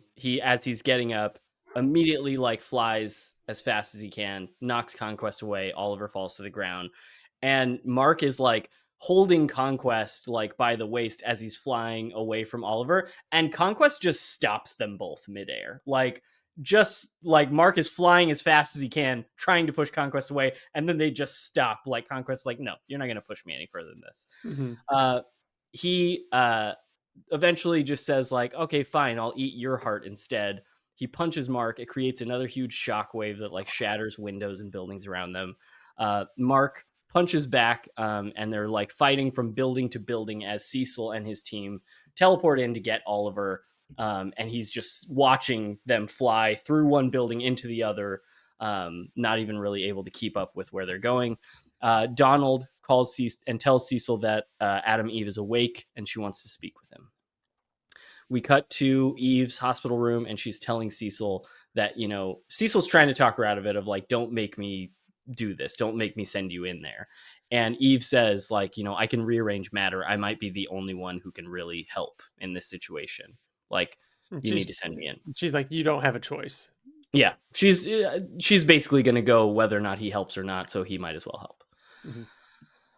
And then we just cut to the ocean, it seems like. And Mark's body is just skipping across the water like a stone because he's just been punted again, seemingly, from Conquest, and is like trying to catch his amount bearing. of times we cut back to the fight and he is inexplicably underneath rubble or skipping across the ocean. It is mid-fight. Such a great choice. The maximum amount of skips I've ever had with a stone, I think, was 5. So I wonder. I didn't count this one. I didn't count how many times. I'm surprised. It's because it wasn't Oliver getting all of his teeth knocked out. Fuck. So he's bouncing across the water. Conquest is like following after him. He grabs Mark by the neck and starts flying him through like the ocean, approaching the beach. This is again another comic panel. I want to say in the comic he flies through like an army like tanker ship as well, which we don't necessarily get. You're right. This is one of the few things I think that we don't get, but I remember that same panel of him holding him from the back of the neck. But then we get essentially what is the train scene for this season, where Conquest flies him through a beach first, and just with how fast they are going, it rips people apart as they're passing through. He eventually is like going through a city where he's actually having him run into people, very much like the train scene, but then continues through the city. And as they pass by, it is just ripping people apart with how fast they are traveling through the city. This is the part where I wanted to come back to and say, alluding to they're not shy about showing brutal shit. It shows a very small child lose his arm. Yeah. Oh my god damn! It's like the thing that's like first and like right up front. Holy it's like shit. don't see all this other stuff happening. That was a choice. Here's a child being dismembered. There you go. Yeah. Yeah. It was And then after you see Mark's perspective similar to the train, but it's going so fast that he's not getting as bloody. It's just everything. It's just so fast that it's just eviscerating everything around it. And eventually they pass through the city, and he's just now dragging Mark face first up the side of a mountain. Mark finally fights back and kind of knocks him away, and we see Conquest hit a pink wall. And Mark just looks just terrified and says, "No, please." Yeah. And we cut to Eve saying, "Get away from him, you animal." Shout out to the fact, and again, sorry if I'm wrong, but I'm pretty sure this all happens in a city in the comic. Yeah, I think so. It's hard to like the rubble still. They're still like It's all typically a on lot of city it. streets and everything. I think I love that this one is like they're in Italy, like or in Spain or Portugal. Like he hit him across the ocean, and they're now in Europe somewhere, or you know what I mean? Like because that's what it looks like. The hills, the trees, like that little beach town. It looked like a different country. So I thought it was a cool change of scenery to have this scene happen.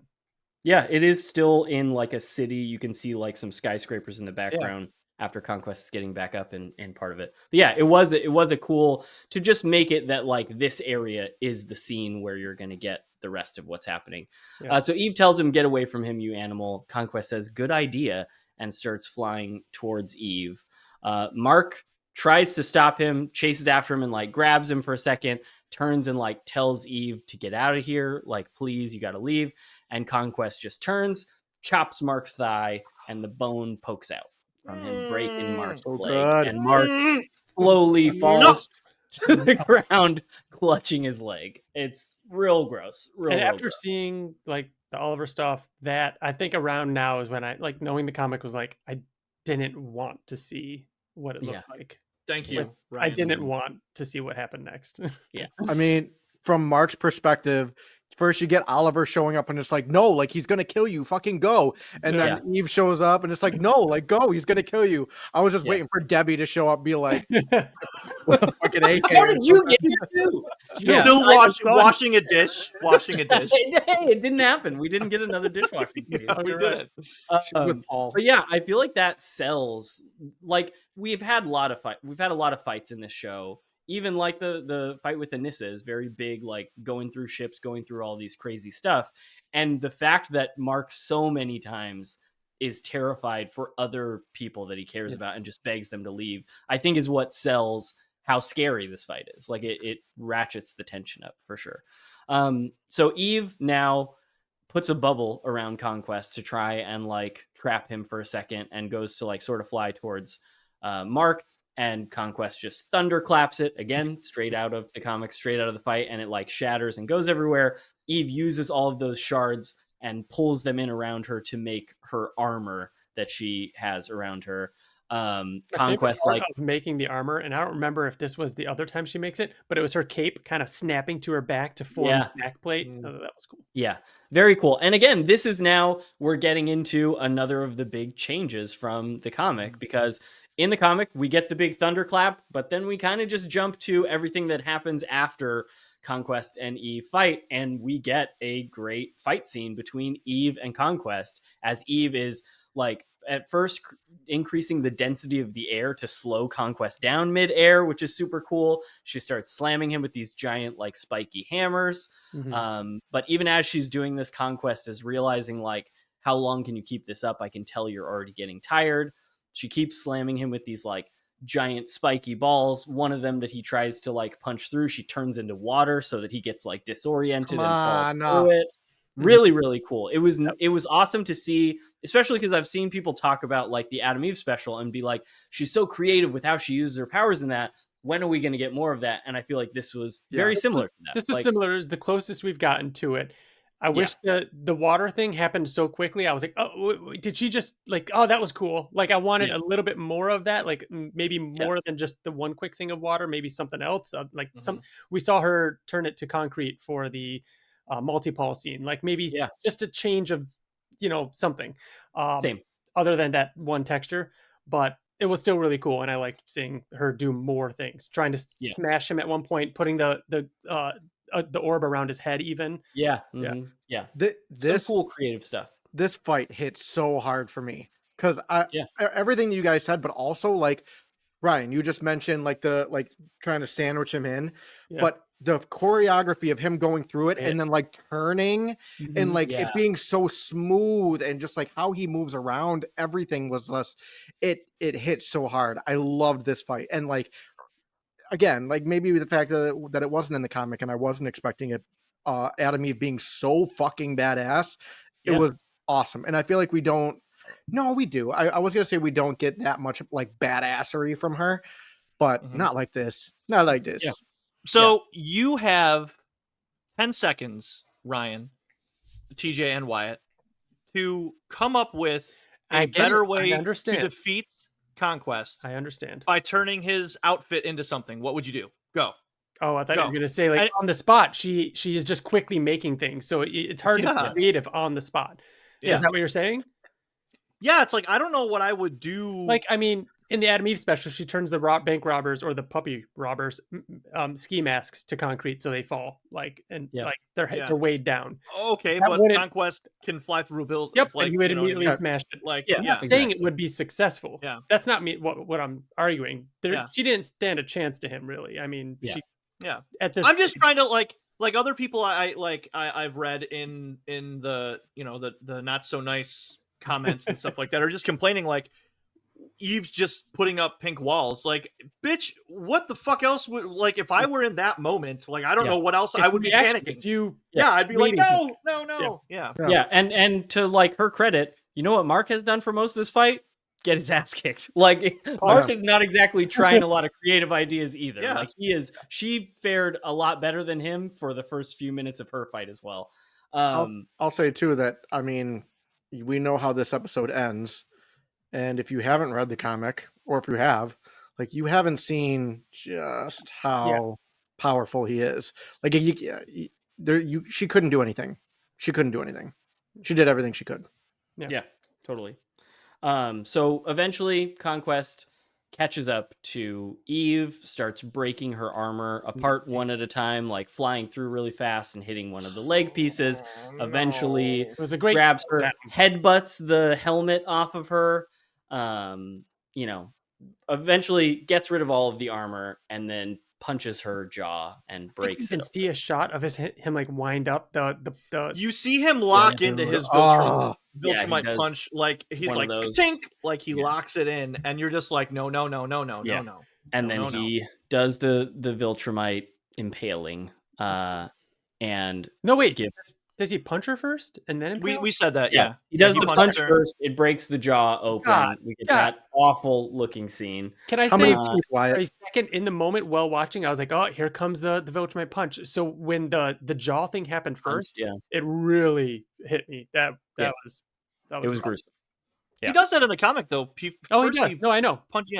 I think I was expecting the gut thing first. And I know that occasionally Cory Walker is like actually making, like, drawing the actual art. The almost still shot of Conquest with his arm through there looks like a Cory Walker shot, and either that's just me praising the art team for like capturing that moment, or maybe it was Cory Walker. It is so cool getting to see like if Cory Walker did the book. Like exactly, that's kind of what we're seeing, right? Yeah. Like, it's awesome. So that happens. He says, "So pretty, such a waste," and just kind of like unshish kebabs her off of his arm. Maybe the grossest thing of the entire series happens. Yeah, flailing intestines as she's falling. Yeah. Mark, of course, now sees this, flies up to catch her, and just starts crying and saying, "Please, Eve, I can't do this without you." This was a really cool scene too, where it was her like close up of her face falling, and then all of a sudden she like stops falling, and that was Mark catching her. Really and you see the tears starting to come out as she's falling as well. So Mark lands on the ground slowly, gets her on the ground, keeps telling her to try not to talk, like just keep breathing, and then screams for Cecil. And says like, "Cecil, I need you," like just shouting out, "Please," like, and especially because we just saw in last episode that Eve gets hurt and he doesn't know what to do, and Cecil is there to be like, hey, bring her in, it's going to be okay. For him to be in this moment and be like, I need that again, But I can't do still- this, like but I don't still- know what to do. But still kind of push back against Cecil. Yeah, yeah, Cecil totally. helped, but still pushing him back. This is the Yeah. same season as the huge fight between them. Yeah, And then 2 episodes he's later, choking him again. And now screaming. here he is on the finale, just screaming for him. Yeah. This is the most emotional I got in the entire episode of him. Yeah. Like, and it's honestly, it is all owed to Stephen Yeun and how he delivered that line, just like, say so, like Yeah. screaming it out and like not even getting it. I don't know, that hit me. John Yeah, for sure. Paisano's score, by the way, too, throughout a lot of Yeah, fight, and I think it actually happens during the conversation. good. It sprinkled in, I think, throughout it for the second strongest Viltrumite. It's good. Yeah, Good yeah. stuff.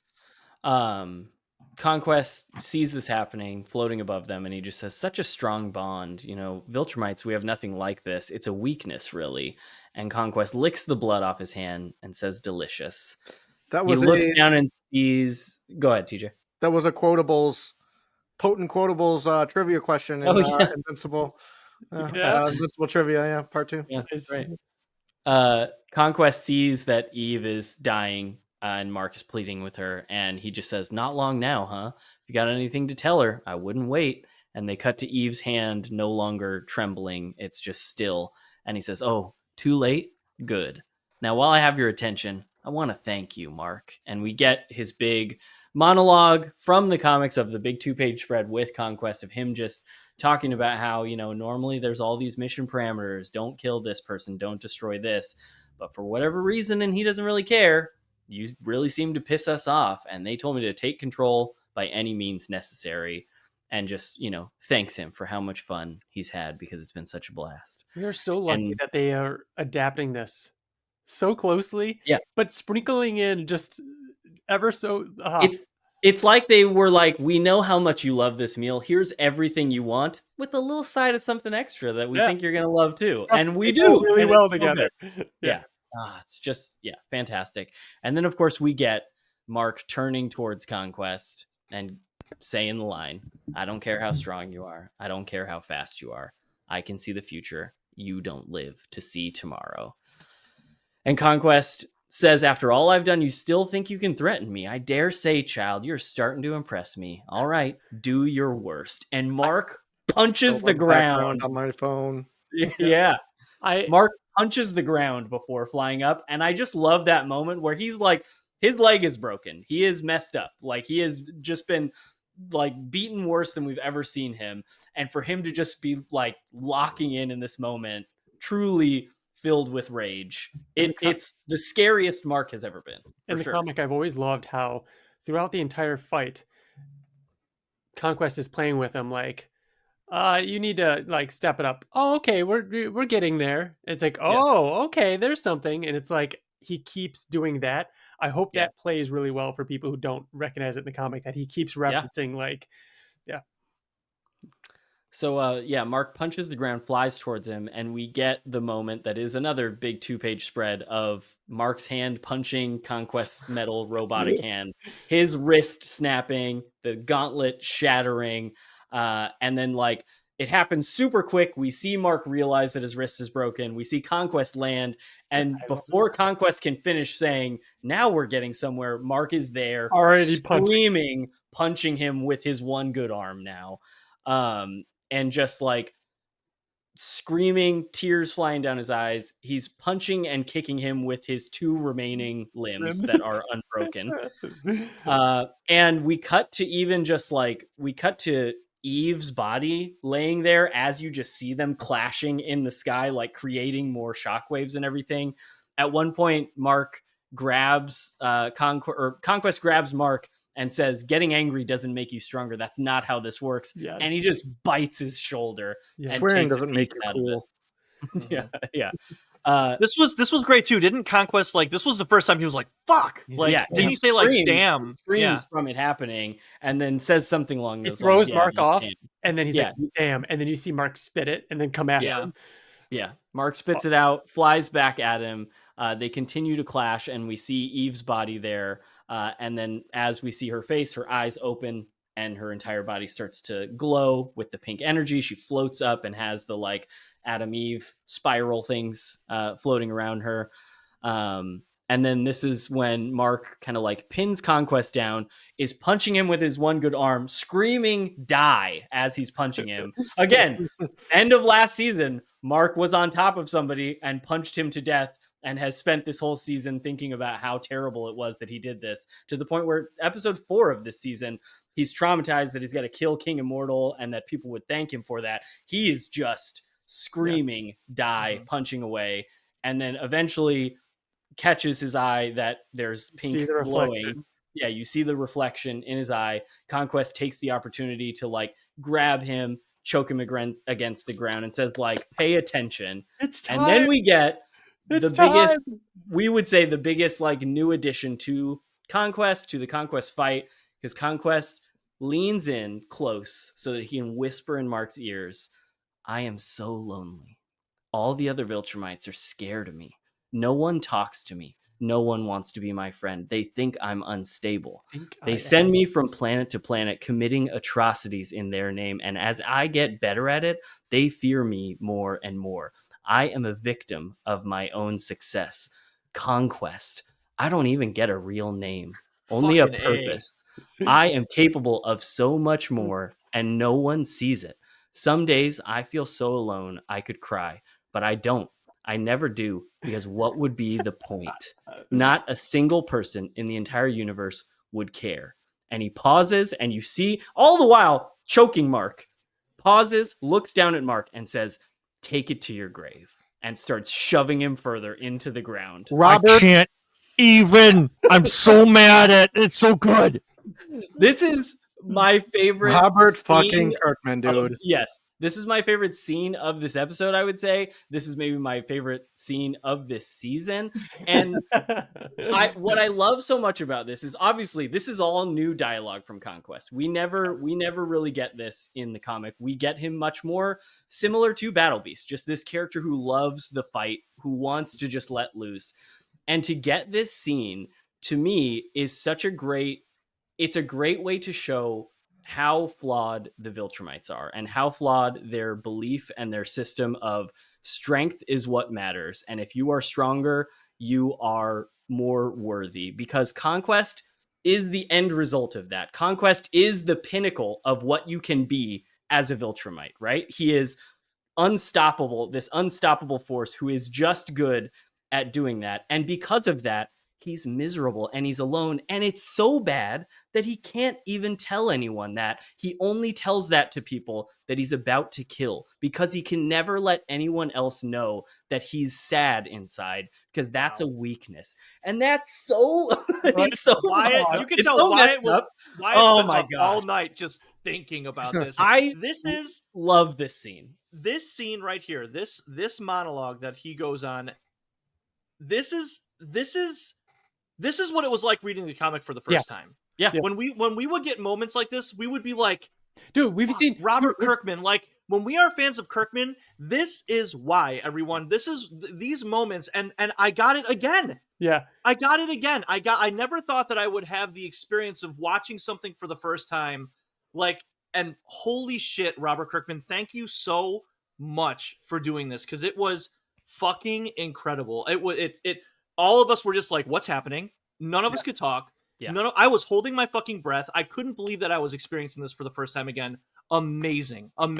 It almost felt like he was breaking the fourth wall and like telling us a secret. Like, hey, here's something that you don't know about me. You guys think you know everything. This is what I was... But like, here's something else that was like between the pages of the book that you don't even know. Take it to 100%. Your grave. And it's like... and sorry, I will stop ranting about this too. One of the things I love about it is because my initial reaction was like, are people going to like this? Because it is showing a weakness in a character that is so brutal and is the pinnacle of, you know, just like terrifying strength. The fact that it is showing a bit of a weakness, the fact that his weakness is that he's so terrible that the other Viltrumites are scared of him is also the most terrifying thing ever. You know what I mean? Like, even though it's a weakness and showing this like sadness he has, it's somehow also elevates him to an even scarier like character as well. Yeah. It's so amazing that this monologue does both of those things. It establishes a weakness while also making him scarier, like crazy. So good. Incredible. Kirkman has talked since the start of this show about the thing that makes him, one thing that makes him so excited about this show is the fact that he gets to come back to all these moments and Second redo draft, them, add to them, change them. And I just feel like this was in Kirkman's back pocket for so long. I just feel like it was there, like there's something that he wanted to add to it, and he just fucking, come on. Like now, And, like, one of the best thinking about additions it of later, this I show. mean, this episode ends. Conquest is still somewhat around. Yeah. And if we see him again, like, we're looking at Conquest differently now. Yeah, 100%. Like, that's And, like, so cool.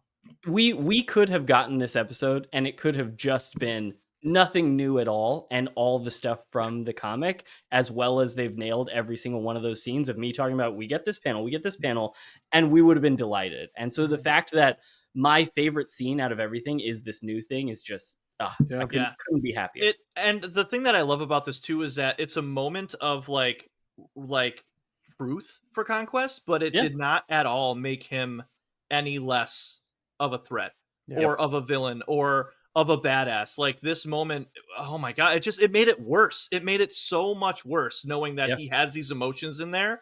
I oh god, dude, I just can't stop thinking about it. I can't stop thinking about it. Incredible scene. So he continues choking Mark, like pushing him even further into the ground.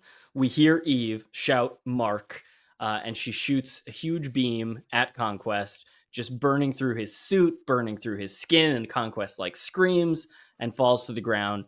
Eve kind of reverts back to her normal state and says jerk before she like collapses onto Looks the great. ground. Plays well. You know, it's one of those things that's like, how are they going to do that? You know, they did it in the comic. Works so well. Yeah, loved it. Mark is like stunned that she's alive somehow, starts walking towards her or like kind of stumbling towards her, and Conquest gets up behind him, just like smoking still, and says, this time I'll make sure she's dead. So Mark turns around and says, don't touch her, flies at Conquest, punches him in the face, knocks him to the ground, and Conquest catches one of Mark's punches and says, got more than enough fight left in me for you, boy, and crushes Mark's hand. Mark screams, but then and Conquest says, like, see, more than enough, and Mark, like, sounding like he's choking on his own blood. Stephen Young. Not enough, not nearly enough. And So the headbutts begin. And like stop for a while. The angles, you know what I mean? They do like from further away, the close up, only seeing when he comes up, like all of the headbutts. I wasn't sure what to expect. I wasn't sure if they were going to do the quick punches similar to on Draxa, where we just see a bunch of them in the same, you know, from the same angle. But man. But yeah, he starts headbutting and says, is this what you wanted? Enjoying yourself? Still having fun? Answer me. And Conquest barely makes out the words, I take the good with the bad, as he's already looking like he shouldn't still be alive. Yep. And then we just get the screams, the craziest Mark has ever looked. He has like been driven to the point of insanity through this fight, just continuing to headbutt until Conquest's head is just split open. He collapses off of Conquest. He starts crawling over to Eve. And I love, too, that we see where Eve came back. There's like these pink scorch marks around where she was. Cool. Like it like burned the ground around her. It's very cool. Meanwhile, Mark has one good limb at this point. Like, messed up hand. He is like crawling forward, a trail of blood behind him. He has like nothing left and just like flops next to her. I think one leg is unbroken, but everything else, every other limb has something broken. Yeah. He crawls towards her, lies down next to her, so they're like face to face, upside down from each other, and they both just share a moment, shocked that the other person is still alive. Mark passes out first. Eve realizes that she's naked and passes out as well. And then Cecil and all of the other heroes teleport in, just look around at this scene, and Cecil goes, huh. And then we cut away, which is just, and that's the Conquest fight. And Tech Jacket was there too. And Tech Jacket was there. Yeah. That was very cool. That was a moment where we're just like, oh, tech jacket. Oh, yeah. So we cut back to the Pentagon. Mark is waking up in the hospital. Eve tells him that he's been out for 3 days. They have this moment of like, do you remember what happened? And he says that he remembers her dying. She goes into explaining how she didn't die, explaining her powers, the mental blocks, all the things that we kind of learned from the Adam Eve special. I'm glad they didn't, because for a second it was like, I forgot what she said. She said something like, it's complicated. And it's like, I feel like some shows would have been like, it's complicated. Leave it at that. Yeah. But then she actually explains it, and it might come across as kind of like, well, you may have missed, but this is like, and Yeah. They did it really well though. They had to say it. Yeah. They had to give the explanation, and it worked out well. And honestly, like even moments like that, if people were to criticize, like, oh, it seems a little convenient or whatever to just like have this thing bring back up. Invincible is Kirkman and Ottley and Walker's love letter to comics. And guess what? Comics do that all the time, where it's like this character had this power that you didn't know about, and it's activated and all that. She lays down in the bed next to Mark, and we cut to Cecil checking in on D.A. Sinclair again, telling him how important it is to finish these Rianne Invincibles as quick as possible, because there are probably more Viltrumites coming now after what Mark did to that one. Debbie and Paul show up to Mark's hospital room, and we get a great scene where Debbie just breaks down and is apologizing to Mark over the fact that they used to be waiting for the moment that Mark got his powers, because she didn't realize what kind of life she was bringing him into. And she's sorry that she didn't do something like take him away from his father. And Mark just stops her and says, like, you did everything right. Like, you need to not be beating yourself up, because you did all the right things, which is beautiful scene. As they're talking, he's asking about Oliver, and she says he's just in the next room, and Cecil comes in and says, yeah, they can barely keep him in the bed. And Mark is just immediately like, where's Conquest?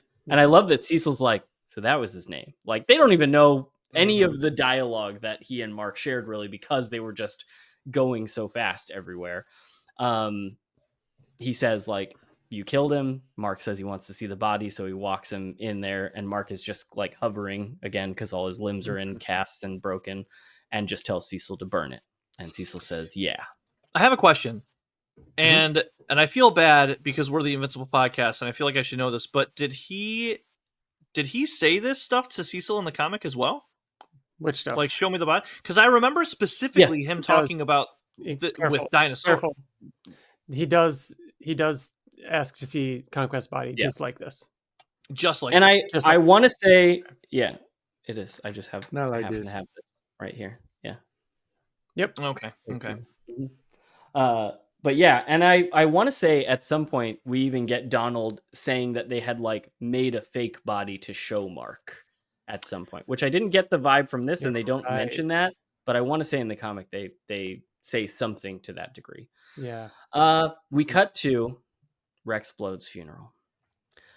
Robot is standing up at the podium giving a eulogy, and he's explaining that he will be changing his name from Rudy to Rex, because that much of him will continue to live on. You'll never live up to him, ever. Even if there's a fire. Like, get his name out your mouth. Shrinking Ray is not standing with everyone else. She is standing off to the side on her own, because she is just collapsing, crying. Can't really be next to anyone. We get a great little scene of Amanda and Rudy, now Rex, where she says, like, you could have gone up there and done it yourself. And he says, I don't think I could have gotten through it. It was easier this way. And she says, I love you, Rex, to him, as the robot up top introduces Adam Eve, because she would like to say a few words. Eve starts to give her speech and gets through maybe a couple of sentences before she starts crying, just apologizes and walks away. This was one of my favorite performances by Jillian Jacobs. Like, she does such a good job of, like, it felt like a real cry. It wouldn't surprise me if in the booth she was like very much they did doing a great job, like, to get there. Her mouth up. Like, Even that. Yeah. I remember, lots of conversations of what will Shrinking Ray do in the finale? Like, will she speak at the funeral? Will she do the Eve, section of that scene? I would have expected I think I expected a little bit more from Shrinking Ray in this episode, but I wouldn't have wanted her to do the same thing Eve did, because I love that we have this scene with Eve, because it really lends a lot to their past as well. But I feel good knowing that it's very, very unlikely that we've seen the last of Shrinking Ray, and I'm excited to see what they do with her next. For sure. Yeah. And I think that if they had done that, this scene is really important for Eve, because like I feel like any other current boyfriend would have been super jealous and, wouldn't have been as comforting. But Mark, Wyatt, I'll let you take, the rest of the recap, but it makes this scene really, really impactful. Yeah, it cuts to her talking to Mark. They're standing kind of off to the side, and she, is explaining how much she loved Rex and how much she's gonna miss him. And as she's like going through all of this, she looks back at Mark and is like kind of shocked and says, "Are you smiling?" And he just says, like, through all of this, I thought I lost you. I thought you were gone, and just seeing you here, I can't help but smile and be happy. And that moment is so great, because like I talked to Nicole about it, even how like there are moments that like when you're going through something that's really hard and traumatic, it reminds you how thankful you are of the people that you have. And to have Mark in this moment, of course, mourning Rex, who we've seen him have a closer relationship with, I feel like in the show than even we really did in a lot of the comics, to just cling so tightly to the fact that he still has Eve when he thought he lost her was really. And speaking of that relationship, one other thing that we got that back at the funeral was Amanda saying to Rudy, like, because he had the robot do the eulogy, like Rex was, or Rudy was saying, I don't think I could have done it myself, which shows that he's feeling emotion now, and he's like more human now. And for the first time, Amanda turns to Rudy and says, "I love you, Rex." Yeah. Mm-hmm.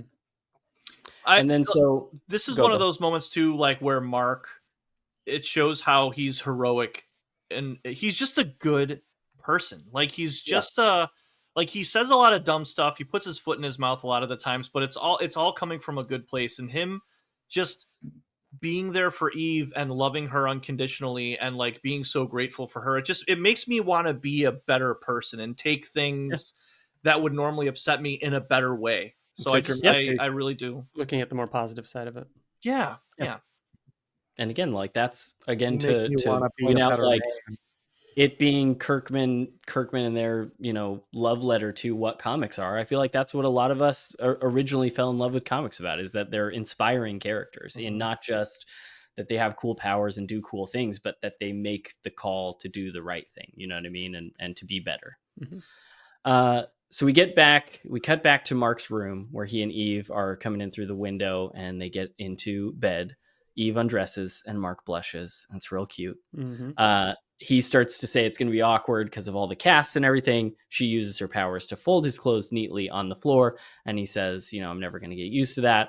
And as they lay down, we see Mark's folded costume melting into like a glowing rainbow. Oh no. That's something Excited must be amiss with her powers, possibly. Excited to see the theories online for what's going on. And then the Skybound team was like, we know Wyatt's already going to like this, but what if we put some 9 Inch Nails in this finale? And every day is exactly the same by 9 Inch Nails. Why do you have some of the lyrics with teeth?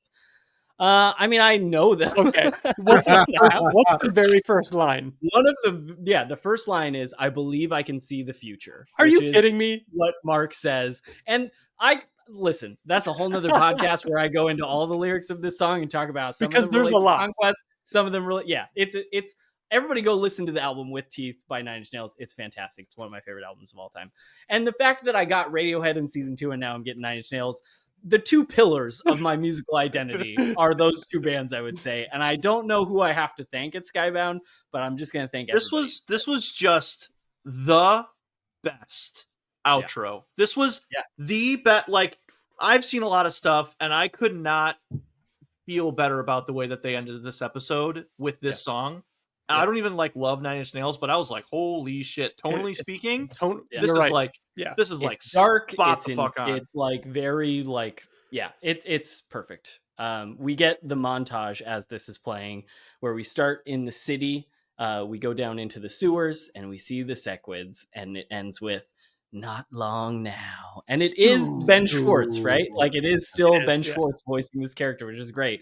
That I'm excited to see him play more than just Shapesmith next season, likely. The next scene during the montage is in space, and we see Battle Beast floating, frozen, just in a little ball, surrounded by Viltrumite guts. Yep. Very alien Romulus. Yeah, that's true. Yeah. He gets picked up by a ship, and as he's thawing out, he just says more. That he wants more. Can you guys help me? Where have we seen these aliens before? Because they're in the comic, aren't they? Right here. The Coalition? I think right here. I think that they are from the Coalition. We might have seen those types of aliens that were on the Council, maybe during a previous season, because they did look familiar to me. Oh, I know what it is. It's their I can't remember if it's in the comic or if it was in the Coalition, but they're like at a console, right? Aren't they like at a computer screen? There's like two of them. It's the episode 3 of season 2 is what you're thinking of. With where we first see Alan in space and Thula, and thinking of the two guys that Alan walks up to. It's definitely not them. One's like indie, one's big, and they these guys have the weird sort of these guys. I think one is on the council with all the different alien species, perhaps, but they're definitely in the comic too, I believe. Yeah, they looked very familiar to me, but I couldn't say for sure where. I think in the comic it's the Star Trek knockoff that pick. No, I don't want to do spoilers, but I feel like they're part of a. That's all right. Yeah, or something. Yeah. But it was cool to see these aliens. But we cut to the technicians. They've repaired Angstrom's missing arm with a new robotic one. They begin to talk about what they want from him now, and they talk about how they've had to change their world so much and change themselves to survive in it. And he says, "You want a new home? Fine," and starts to open a portal. And they say, "That is only the beginning of the delights we will achieve together." More Hellraiser-esque. Yeah. Perfect. So good. And more Sterling K. Brown, who continued to kill it this season. Yeah. And just to be like, oh yeah, he's in this episode too. Yeah. And he's in this episode. He's still here. The technicians are still here. It feels like everything they cut to here could be the next major thing the show tackles, and I would be equally thrilled and excited about.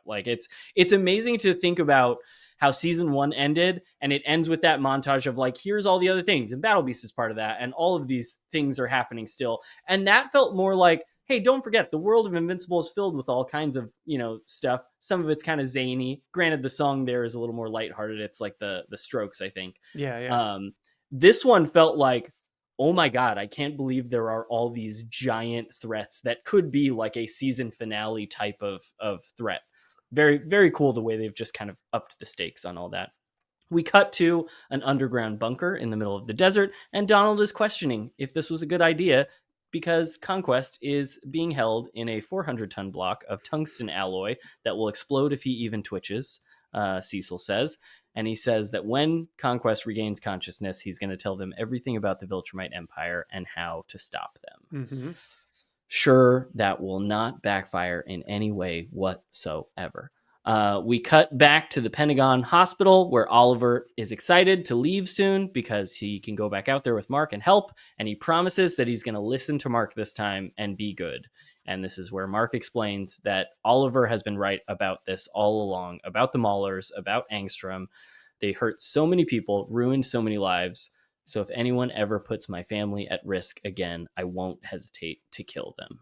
And we cut to credits. Yeah. What a way to end Mark's story this season. Yeah, a great thematic bookend to this episode. And then starts by we get our after credits scene. Himself over, or struggling with the fact that he killed someone. And then ends with, I won't hesitate to kill them. I mean, pretty clear cut right there. I love too that I feel like a lot of people have been oh, season 3 is the blue suit era. We're in the dark era. I know. It was really building to this era. Season 4 is actually going to be Mark in his black suit Spider-Man. He is now willing to kill people era, which he'll still be in the blue suit for a little while cool. of that too. But I hope the marketing for season 4 is black and blue suit. Because the marketing for this season was him in the yellow and blue. You know, sure. I think it'd be. Yeah, I think in the poster for sure we'll see still in the black. Yeah. So then after we get our after credit scene. Damien Darkblood is back. Since Dude. season 1, we haven't seen him. Because I love Damien Darkblood, so I was stoked to see him. Super surprising. Yeah. I'm not gonna lie. This is also not in the comic, right? Yeah, like, I'm not gonna lie. Anything that we were expecting. I was a little hopeful. I knew it was Damien. saw a Darkblood, red almost hand. right. I saw a red hand with a claw. 3-fingered hand. I was like, please God, be Dinosaurus. But I knew. So he is summoning a smaller demon that is, I believe, voiced by Bruce Campbell. Correct? In the credits. It says Bruce Campbell. He is bringing some welcome news that he has a means to restore him to the infernal throne. There is a surface dweller of great power, the likes of which this planet has not seen for eons. Yes, with abilities that far exceed any other, and his blackened heart will be bound to your service, Dark One, Damien says. I have discovered means of conjuring him here. So, who is he talking about? So I feel like, I'll just say this real quick. Yeah. It kind of feels like a random after credits scene for the season that we got for the casual Invincible viewer. For any psychos like us, this is very exciting. If you know, this is basically Robert Kirkman teasing to the hardcore fans, we're going to hell. Like, come on. Yeah, Kirkman has talked about always wanting to do that, and that being a story that he never really got to do, right? And I felt similarly, Bill, where I'm not 100% sure who he's talking about. Getting the scene of Mark saying, I'm not going to hesitate to kill people, and then getting this makes me think that Damien Darkblood can sense that, like, it's Mark that has taken this dark turn, and they will use that to manipulate him to somehow serve Bruce Campbell. I assumed it was Invincible, because like, how else do we get Invincible down there unless he follows them or something? And it still might not be, but you bring up the direct follow-up to him saying he won't hesitate to kill and him calling it a blackened heart. I think that's what makes it like everyone's thinking, oh well, it's clearly Invincible, but it's such a thing for them to do for it to not be Mark. I don't think it's going to be Mark. Here's this is cool because we don't know. Here's the thing. Yeah, here's the thing. Here's what I think. Damien Darkblood is, I mean, he's a demon, right? But I think he's kind of a good guy. Like, he's got a good heart. And I think that he respects Invincible. And I think that he obviously knows that he's heroic. I think he's potentially talking about Cecil. Oh, that could be. Because Cecil is the one who Cecil's the one that banished him.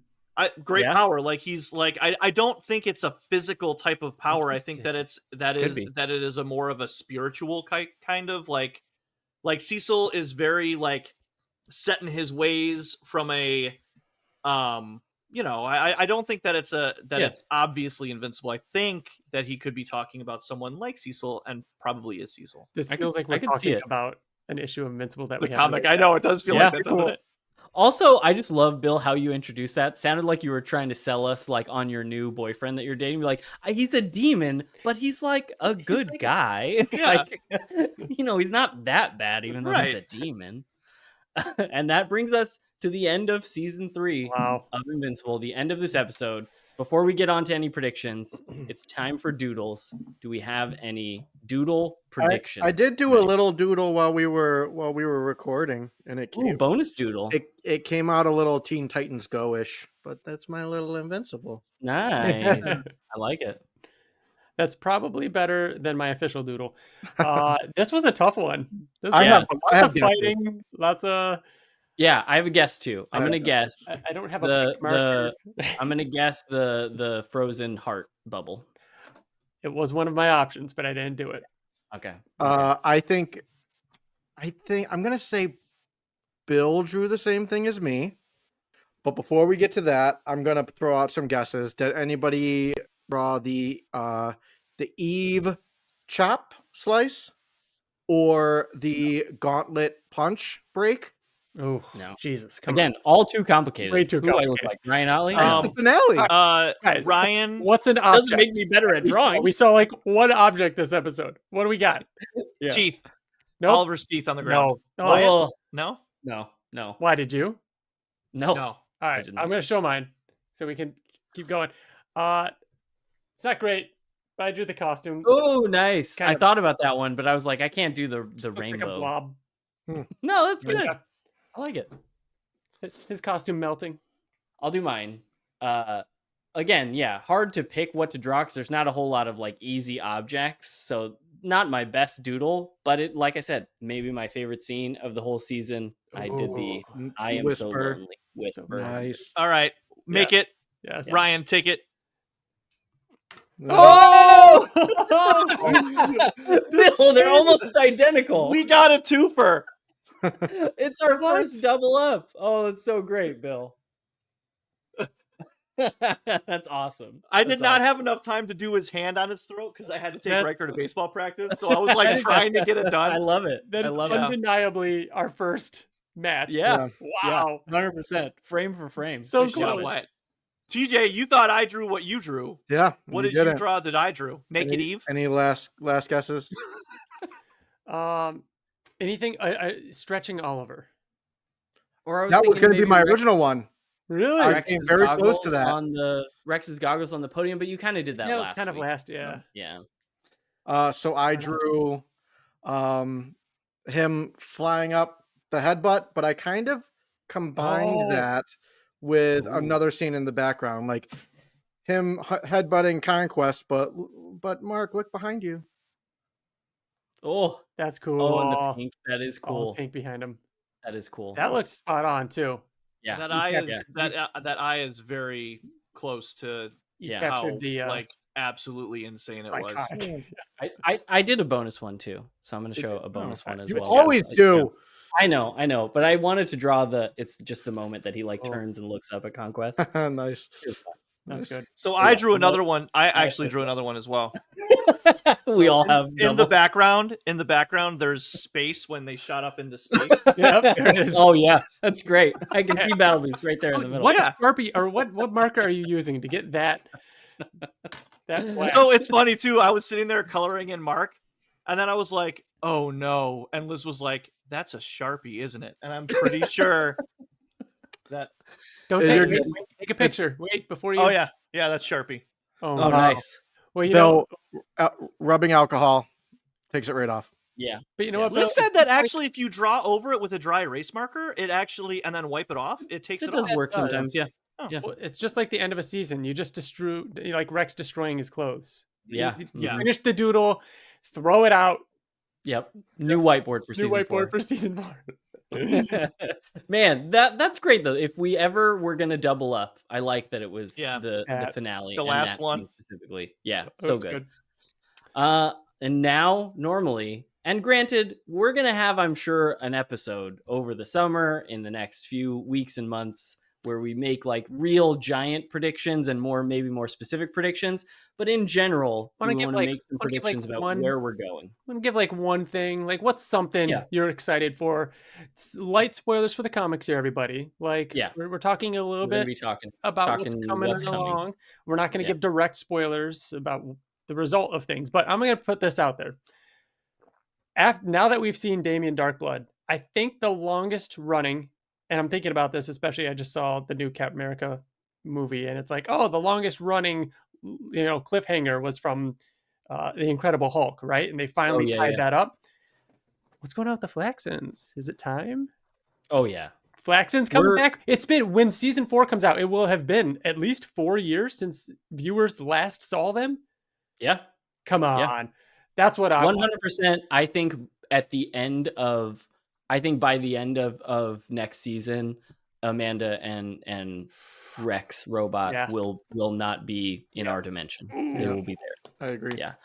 I mean, it's so crazy that we're now predicting this type of stuff post-Conquest. It's got to be the Viltrumite War as like the next big finale, right? Like that's what feels like, especially because like these 2 episodes have now set a precedent for what the end of a season of Invincible is going to feel like, because I do feel like this has raised the bar. Having these 2 episodes back to back in the same way that the comic, like when these 2 events happen back to back, it changes the game. Like it raises things to a new level that I feel like they have to really bring it for next season's finale. And I think the Viltrumite War and really kicking that up a notch the same way that they kicked up the Conquest stuff could be a great finale. We're going to save this. I'm just going to throw it out there. I think they'll be back by the finale. I could see that. I think we're looking at like 5, 6, 7 for the next big thing that you're talking about. Oh yeah, it's not gonna be one episode. Just to be clear, I don't think the war will be one episode, but I think like the finale of the war could be the finale of the show. My one thing is Tech Jacket will be as much of a character voiced in the will be as prominent in season 4 as Alan is in season 2, which is quite a bit. Oh, I love how delicate, light-handed they're being with Nolan and Alan. Like it's just enough. It's just enough. We always want more, but it's like, that's really cool. Yeah.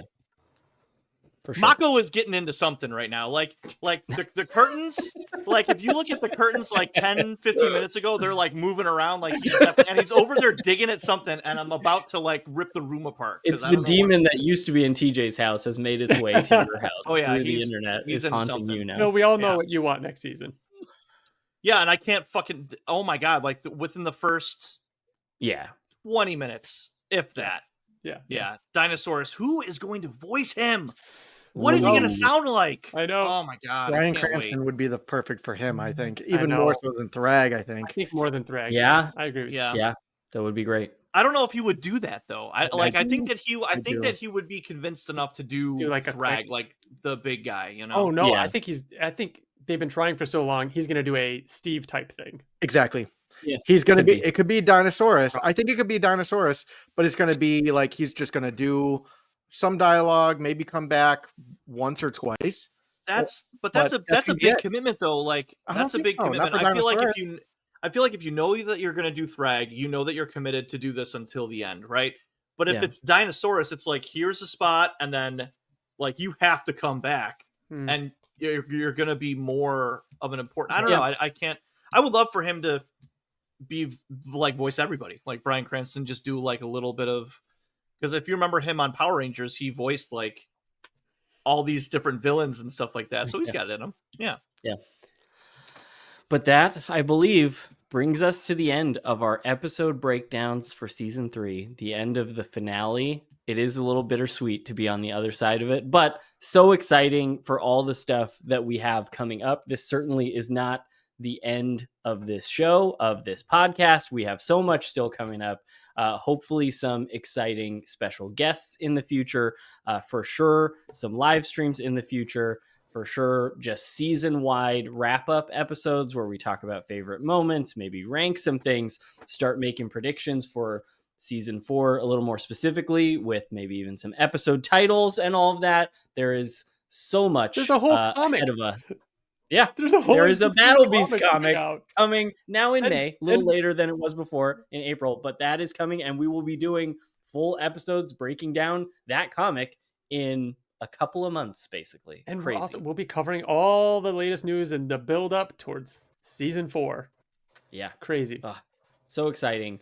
Thank you to everybody who joined us on these episodes, writing in your doodles, leaving comments, talking about the show, checking out our TikToks, all of our other videos that we're posting online on our Twitter, everywhere else.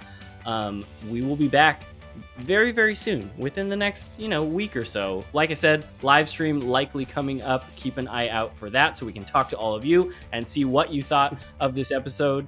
And until next time, I'm Wyatt. I'm Bill. I'm Ryan. It's been our pleasure to serve you. Bye. Bye.